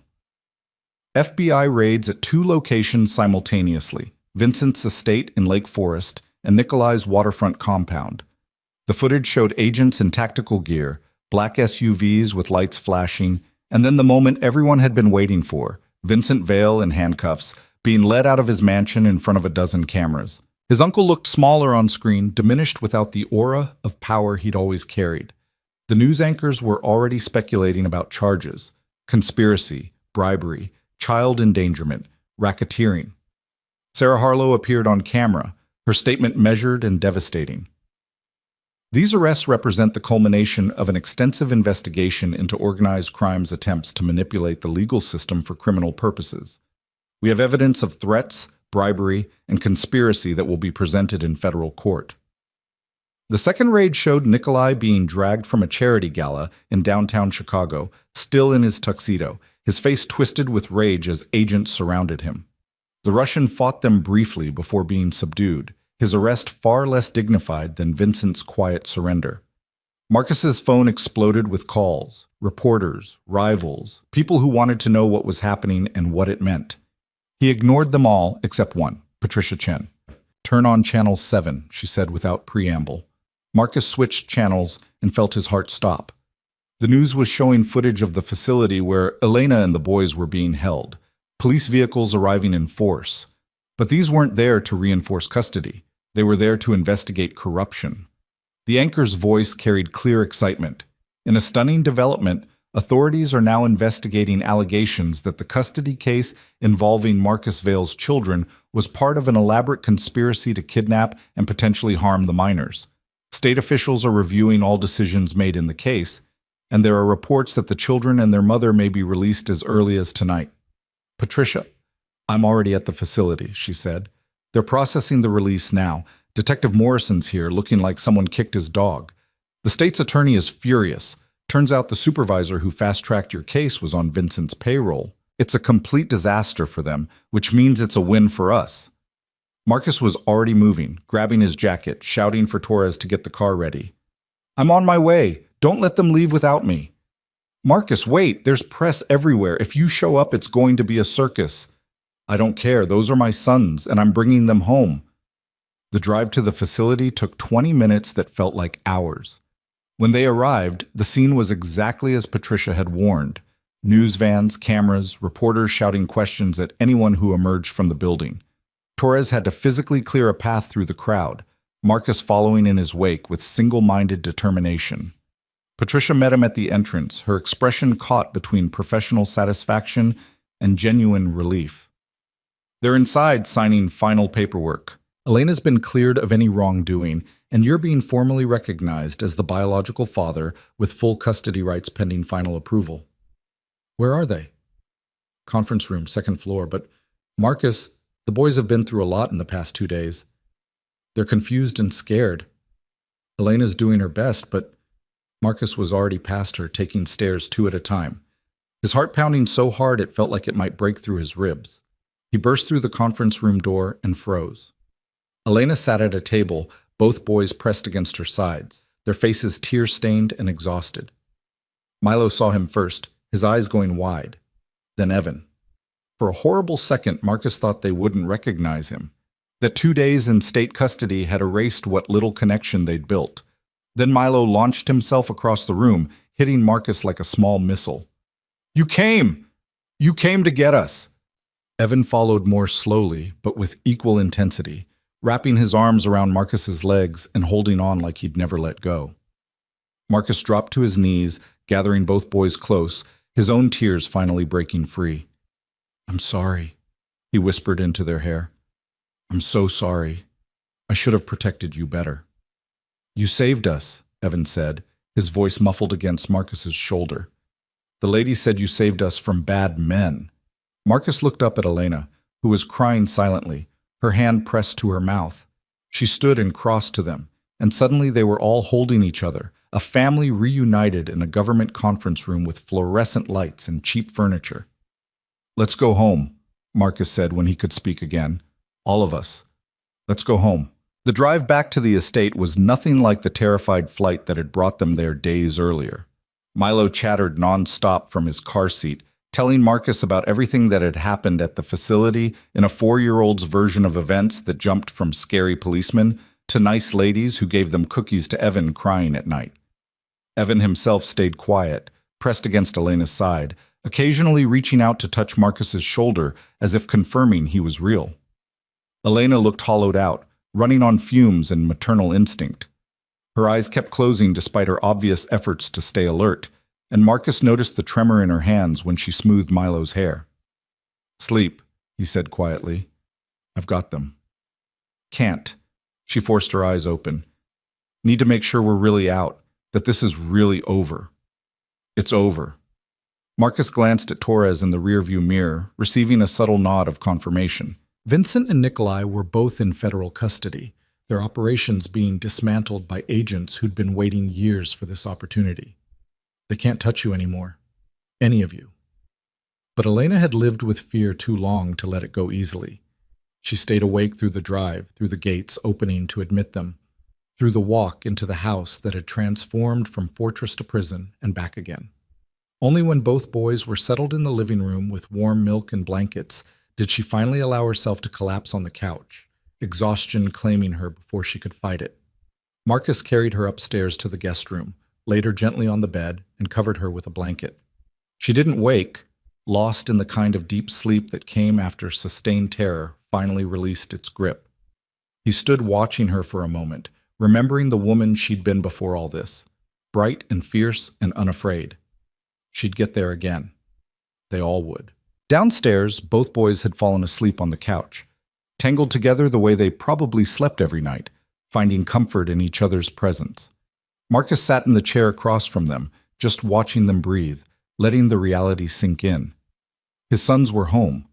Elena was safe. The men who tried to destroy them were facing federal charges that would put them away for decades.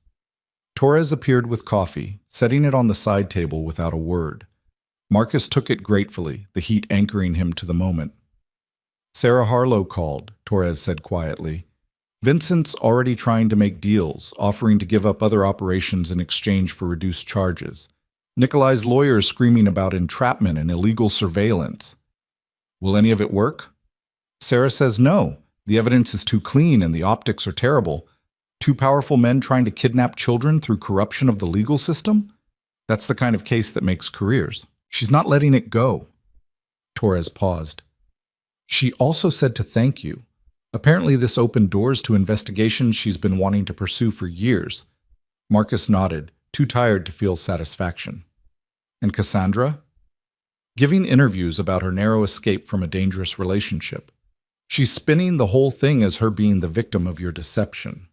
Torres's tone suggested what he thought of that narrative. But the engagement's officially dead, and the Haldens have already started looking for other partnerships. Good. Marcus sipped his coffee, watching Milo's chest rise and fall. Let her have her story. I don't care anymore. The next few days passed in a strange limbo of recovery and readjustment. Elena slept for nearly 18 hours straight, her body finally allowing itself to rest. The boys bounced back faster, their resilience both heartbreaking and inspiring. By the second day, they were playing with their toys again, though they stayed closer to Marcus and Elena than before, needing constant reassurance that the separation was over. Patricia Chen arrived on the third day with a folder of legal documents that needed signatures. She spread them across the dining table, explaining each one with clinical precision. This finalizes Marcus's parental rights and establishes joint custody with Elena. This one updates the boys' birth certificates to include Marcus as the father. And this... She pulled out a thicker document. This is a protection order against Vincent Vale and Nikolai Constantine, legally barring them from any contact with you or the children. Enforceable even if they somehow make bail. Elena signed each document carefully, her hand steady now. Marcus watched her add her signature next to his, making it official. They were co-parents. A family, at least on paper. There's one more thing, Patricia said, her expression softening. The state wants to make amends for what happened.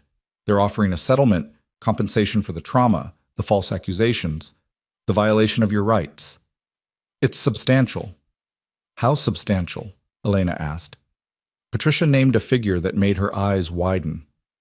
Enough money to never worry about rent or food again, to give the boys opportunities Elena could only dream about in her bakery apartment.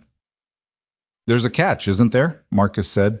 You have to sign a non-disclosure agreement. No media interviews about the custody case, no public statements blaming specific individuals in the state system. They want this buried quietly. Patricia's tone suggested her own opinion about that request. My professional advice is to take it. The money's real, and fighting them publicly won't change what happened. Marcus looked at Elena, letting her make the call. She studied the document for a long moment, then shook her head. No, she said firmly. I don't want their money if it means staying silent. Other parents need to know this can happen, that the system can be corrupted, that rich men can buy custody decisions. If we take the money and shut up, we're letting them pretend it was just a mistake instead of a crime. Pride surged through Marcus's chest. This was the Elena he'd fallen in love with, the one who fought for what was right even when the easy path beckoned. We're refusing the settlement, he told Patricia. Make it clear why. Patricia smiled, something rare and genuine. I was hoping you'd say that. I'll draft a statement for the press. This is going to make waves. The statement hit the media 2 days later, Elena's words carrying more weight than any amount of money could have bought. She spoke clearly about the corruption, the fear, the violation of having her children torn away by men who'd twisted the law for their own purposes. The press ate it up, turning the story into a rallying cry for custody reform and accountability in child protective services. Marcus watched Elena handle interview requests with grace and steel, never backing down, never apologizing for demanding justice. She'd grown into someone even stronger than the woman who'd left him 3 years ago, tempered by hardship into something unbreakable. Meanwhile, the federal case against Vincent and Nikolai moved forward with devastating efficiency. Sarah Harlow proved as ruthless as promised, presenting evidence that painted both men as architects of a criminal conspiracy stretching back years. The bribes to the CPS supervisor were just the beginning. Investigators uncovered money laundering, witness intimidation, and enough other charges to guarantee both men would die in prison if convicted. Vincent tried one last desperate move, reaching out through intermediaries to offer Marcus a deal. Drop the evidence, convince Sarah to go easy, and Vincent would disappear quietly. Marcus's response was brief and final. Tell my uncle he made his choice when he threatened Elena. Now he lives with the consequences. The trial was set for 6 months out, giving prosecutors time to build an even stronger case. In the meantime, both Vincent and Nikolai remained in federal detention, their empires crumbling as former allies scrambled to distance themselves from the scandal. Knox Harrow honored his word, taking over Vincent's territory without conflict. He and Marcus met one more time to draw clean boundaries, establishing a peace that would have been impossible before. Knox had gotten what he wanted, and Marcus had saved his family. Both men could live with that trade. As spring turned to summer, life at the estate transformed in ways Marcus had never anticipated. The sterile showpiece of wealth became something lived in and messy and real. Toys permanently occupied the living room. Crayon drawings covered the refrigerator. The boys' laughter echoed through halls that had known only silence for years. Milo started pre-kindergarten at a private school Marcus carefully vetted for security and quality. Evan, still cautious but growing braver, made friends with a neighbor's daughter who came over for playdates supervised by enough security to protect a head of state. Both boys thrived, their nightmares from the custody ordeal fading as stability replaced fear. Elena was the harder puzzle to solve. She'd moved into one of the estate's guest suites, maintaining careful distance from Marcus even as they co-parented with increasing ease. They had breakfast together every morning, shared dinner most nights, and spent weekends doing family activities with the boys. But when the kids went to bed, Elena retreated to her space, and Marcus didn't push. He was learning patience, something his old life had never required, learning to build trust brick by brick instead of demanding it wholesale. Learning that love wasn't about possession or control, but about showing up consistently and letting the other person choose you every single day. One evening in late July, Marcus found Elena on the back terrace watching the boys chase fireflies across the lawn. Security kept discreet distance, giving the illusion of privacy in their carefully monitored world. They're happy, Elena said as he joined her. Really happy. I don't think I've ever seen them this carefree.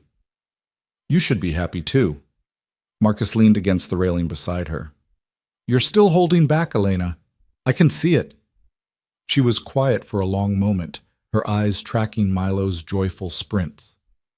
I keep waiting for the other shoe to drop, for someone else to try and take them, or for you to realize this isn't what you wanted, or... She stopped, frustrated with herself. I know it's not rational. Vincent and Nikolai are locked up. The legal cases are settled. We're safe. But I can't quite believe it yet. What would make you believe it? Elena turned to him, vulnerability naked in her expression. I don't know. Time, maybe, or... She hesitated. Do you remember what you said 3 years ago, before I left? Marcus did, though the memory hurt. I asked you to marry me. You asked me to be your wife and stay in the cage you'd built. Her voice was gentle but firm. You offered me everything except freedom.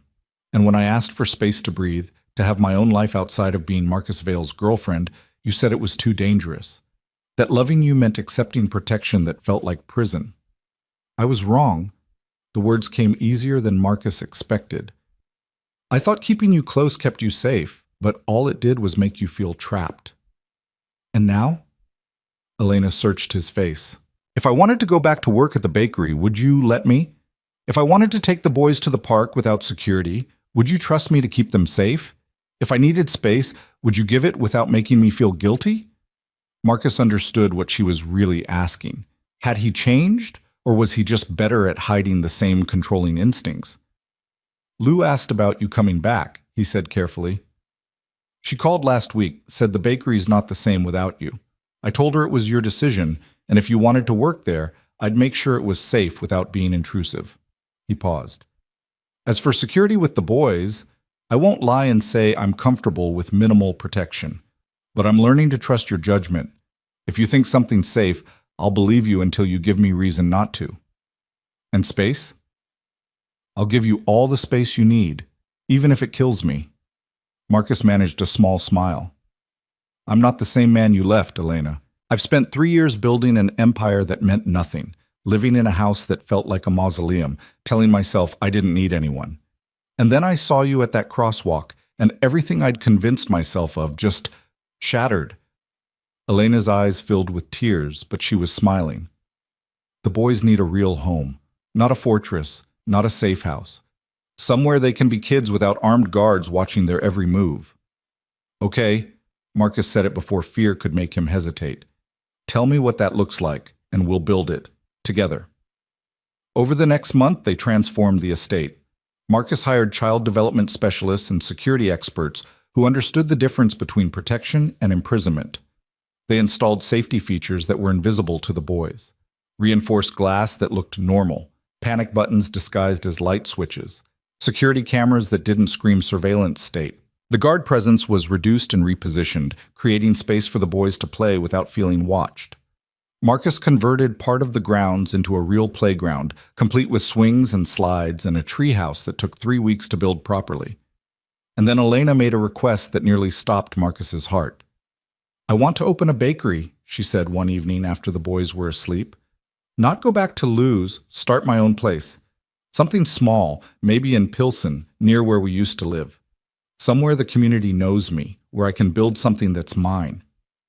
Marcus's first instinct was to list all the security concerns, all the ways it could go wrong, but he caught himself, remembering his promise. Tell me more. Elena pulled out a folder she'd clearly been working on for weeks. Business plans, location scouting, financial projections. I've been saving from the state settlement, my half at least. It's enough for a down payment on a small commercial space. I want to focus on traditional Latin American baking, serve the immigrant community that doesn't have many good options. The settlement was yours to keep, Marcus said. You earned it? Half feels right. We're partners in this parenting thing, even if we're not... She stopped, leaving the sentence unfinished. Anyway, I found a space. It needs work, but the location's perfect. I wanted to run it by you first. Marcus studied the plans, seeing her dream laid out in careful detail. A part of him wanted to buy her a pristine, ready-made bakery in a safe neighborhood with top-tier security. But that wasn't what she was asking for. She was asking for his blessing to build something herself, in a community she loved, on her own terms. "Do it," he said. "And if you need help with renovations or equipment or anything else, ask. But it's your business, your vision. I'm just here to support however you need." Elena's smile could have powered the city. She threw her arms around him in an impulsive hug that ended too quickly, leaving Marcus aching for more. But he didn't push, just returned her smile and asked to see the designs for the bakery's interior. The bakery opened 3 months later, a modest space with Elena's personality stamped all over it. Warm colors, comfortable seating, display cases filled with pan dolts and conchas, and all the recipes she'd perfected over years of early morning shifts. Marcus attended the opening with the boys, watching Milo and Evan hand out free samples to customers, while Elena beamed with pride behind the counter. Security was present but invisible, Torres and his team posing as regular customers, keeping watch without creating tension. Marcus sat at a corner table, drinking excellent coffee and watching his family thrive in a space Elena had built herself. A woman approached his table, elderly with kind eyes. "You're Elena's Marcus, yes? The father of those beautiful boys?" Marcus nodded, waiting for judgment or questions about his reputation. Instead, she smiled. "She talks about you sometimes when the morning regulars come in. Says you're learning to be a good man." The woman patted his hand. "Keep learning. That one's worth the effort." After she left, Marcus sat with those words. Learning to be a good man. Not already good, not reformed, but actively working at it. It was more grace than he deserved, and exactly what he needed to hear. That night, after the boys were asleep and Elena had finished recounting every detail of her successful opening day, Marcus took a chance. "Move in with me," he said. "Not as my girlfriend or my partner or anything with a label. Just stay. Make this place a real home instead of a way station. Let the boys grow up in one house with both parents under the same roof." Elena studied him, and Marcus could see the war behind her eyes, fear versus hope, caution versus desire. "I'm not ready for more than that," she said finally. "I'm not ready to be us again, Marcus. Maybe someday, but not yet." "I know, and that's okay." Marcus meant it. "I'm not asking you to be my anything except Milo and Evan's mother who lives in the same house as their father. Separate rooms, separate lives, where they don't overlap, but together where it matters. For them." "For them," Elena repeated. Then softer, "And maybe a little bit for us. To see if we can be friends again before we're anything else." Friends sounds perfect. She moved into the master guest suite 2 weeks later, turning it into her own space with books and plants and all the personal touches Marcus's sterile house had never known. The boys were ecstatic to have both parents permanently present, their bedtime routine expanding to include story time with Elena and song time with Marcus, who discovered he had a terrible singing voice, but his sons loved it anyway. The months blurred together in the best possible way. Milo lost his first tooth and demanded the tooth fairy leave exactly $3, no more, no less. Evan learned to read simple words and proudly demonstrated on every sign they passed. Elena's bakery became a neighborhood fixture, her reputation for quality spreading through word of mouth. Marcus gradually stepped back from the remaining criminal operations, using his arrangement with Knox to exit the underworld cleaner than anyone had managed before. He kept the legitimate businesses, real estate, investments, import companies that actually imported legal goods. It meant less money and less power, but it also meant his sons wouldn't grow up afraid of their father's reputation. The trial of Vincent and Nikolai concluded in early December with convictions on all major charges. Vincent got 25 years federal prison. Nikolai got 35, his threats against the children adding aggravating factors. Both men would be old or dead before they saw freedom again. Marcus didn't attend the sentencing, choosing instead to spend that day with his sons at a winter festival, drinking hot chocolate and watching them marvel at ice sculptures. Elena came too, and at some point during the afternoon, her hand found his. They stood like that for a while, watching their boys play, not quite together, but not quite apart either. That evening, after the boys crashed hard from sugar and excitement, Elena found Marcus in his office reviewing the last of the legal documents from the trial. "It's really over," she said, settling into the chair across from his desk. "All of it.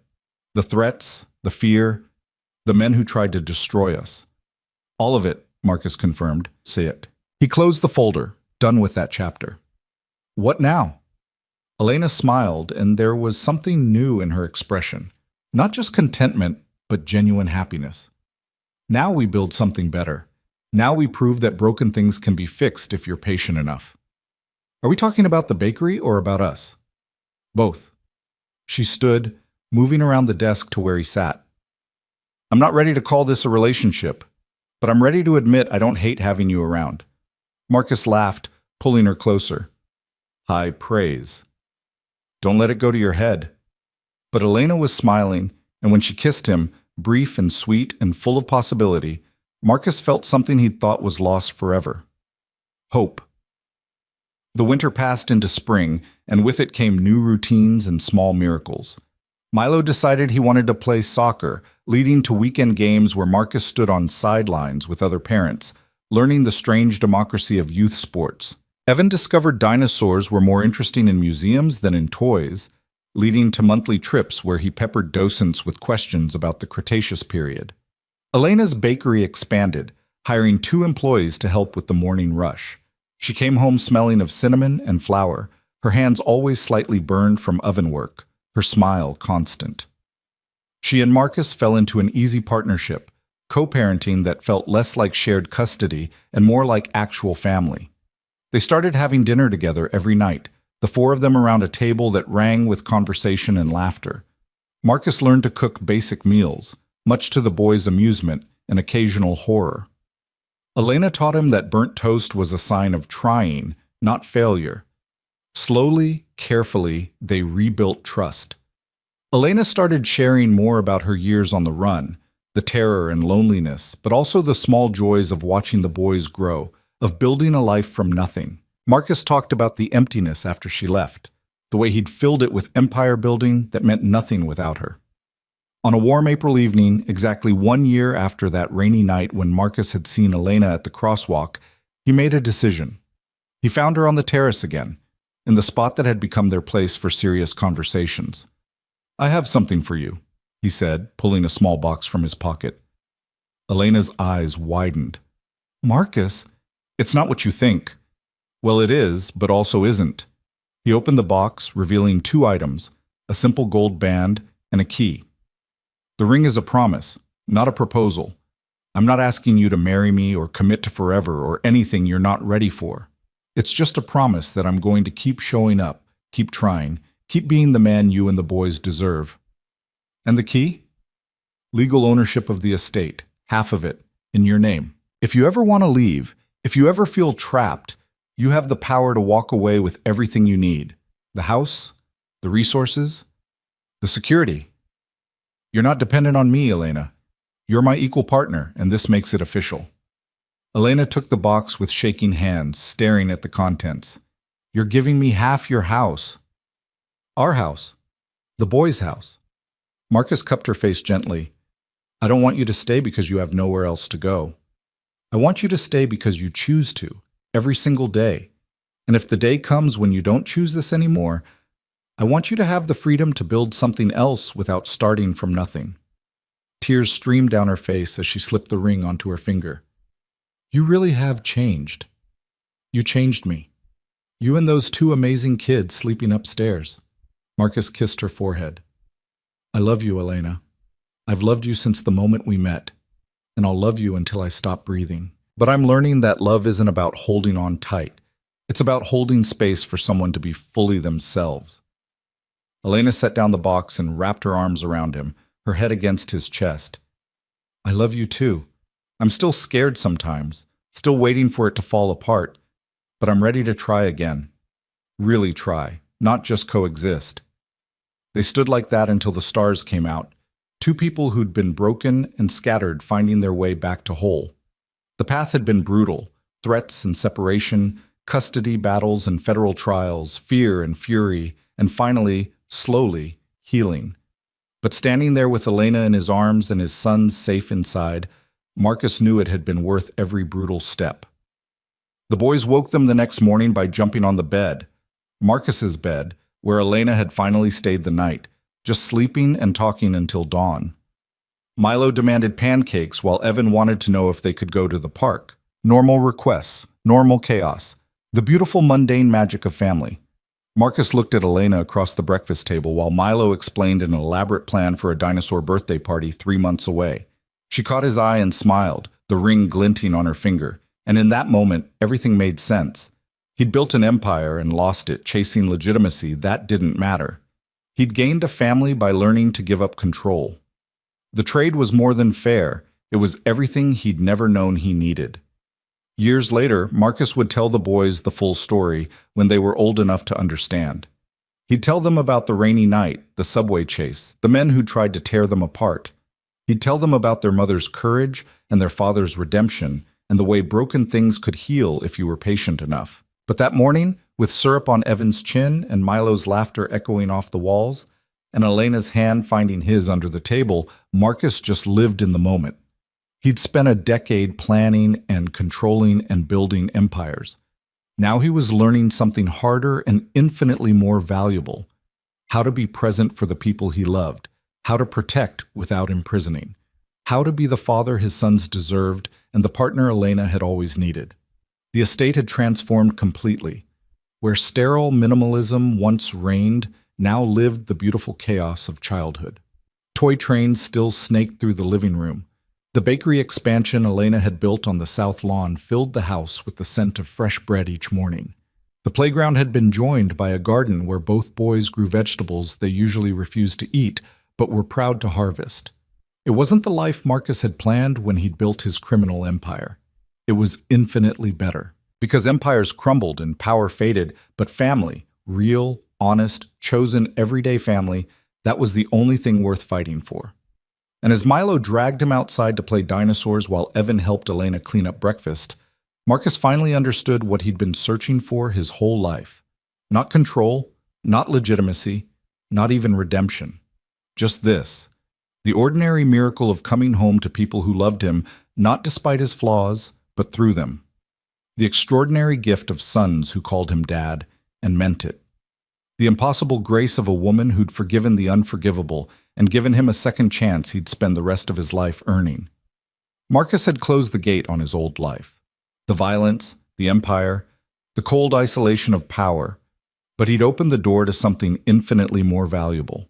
A real home filled with real love and the messy, beautiful work of building a family from broken pieces. And that, Marcus thought as Evan's laughter joined Milo's across the lawn, was the only empire that mattered.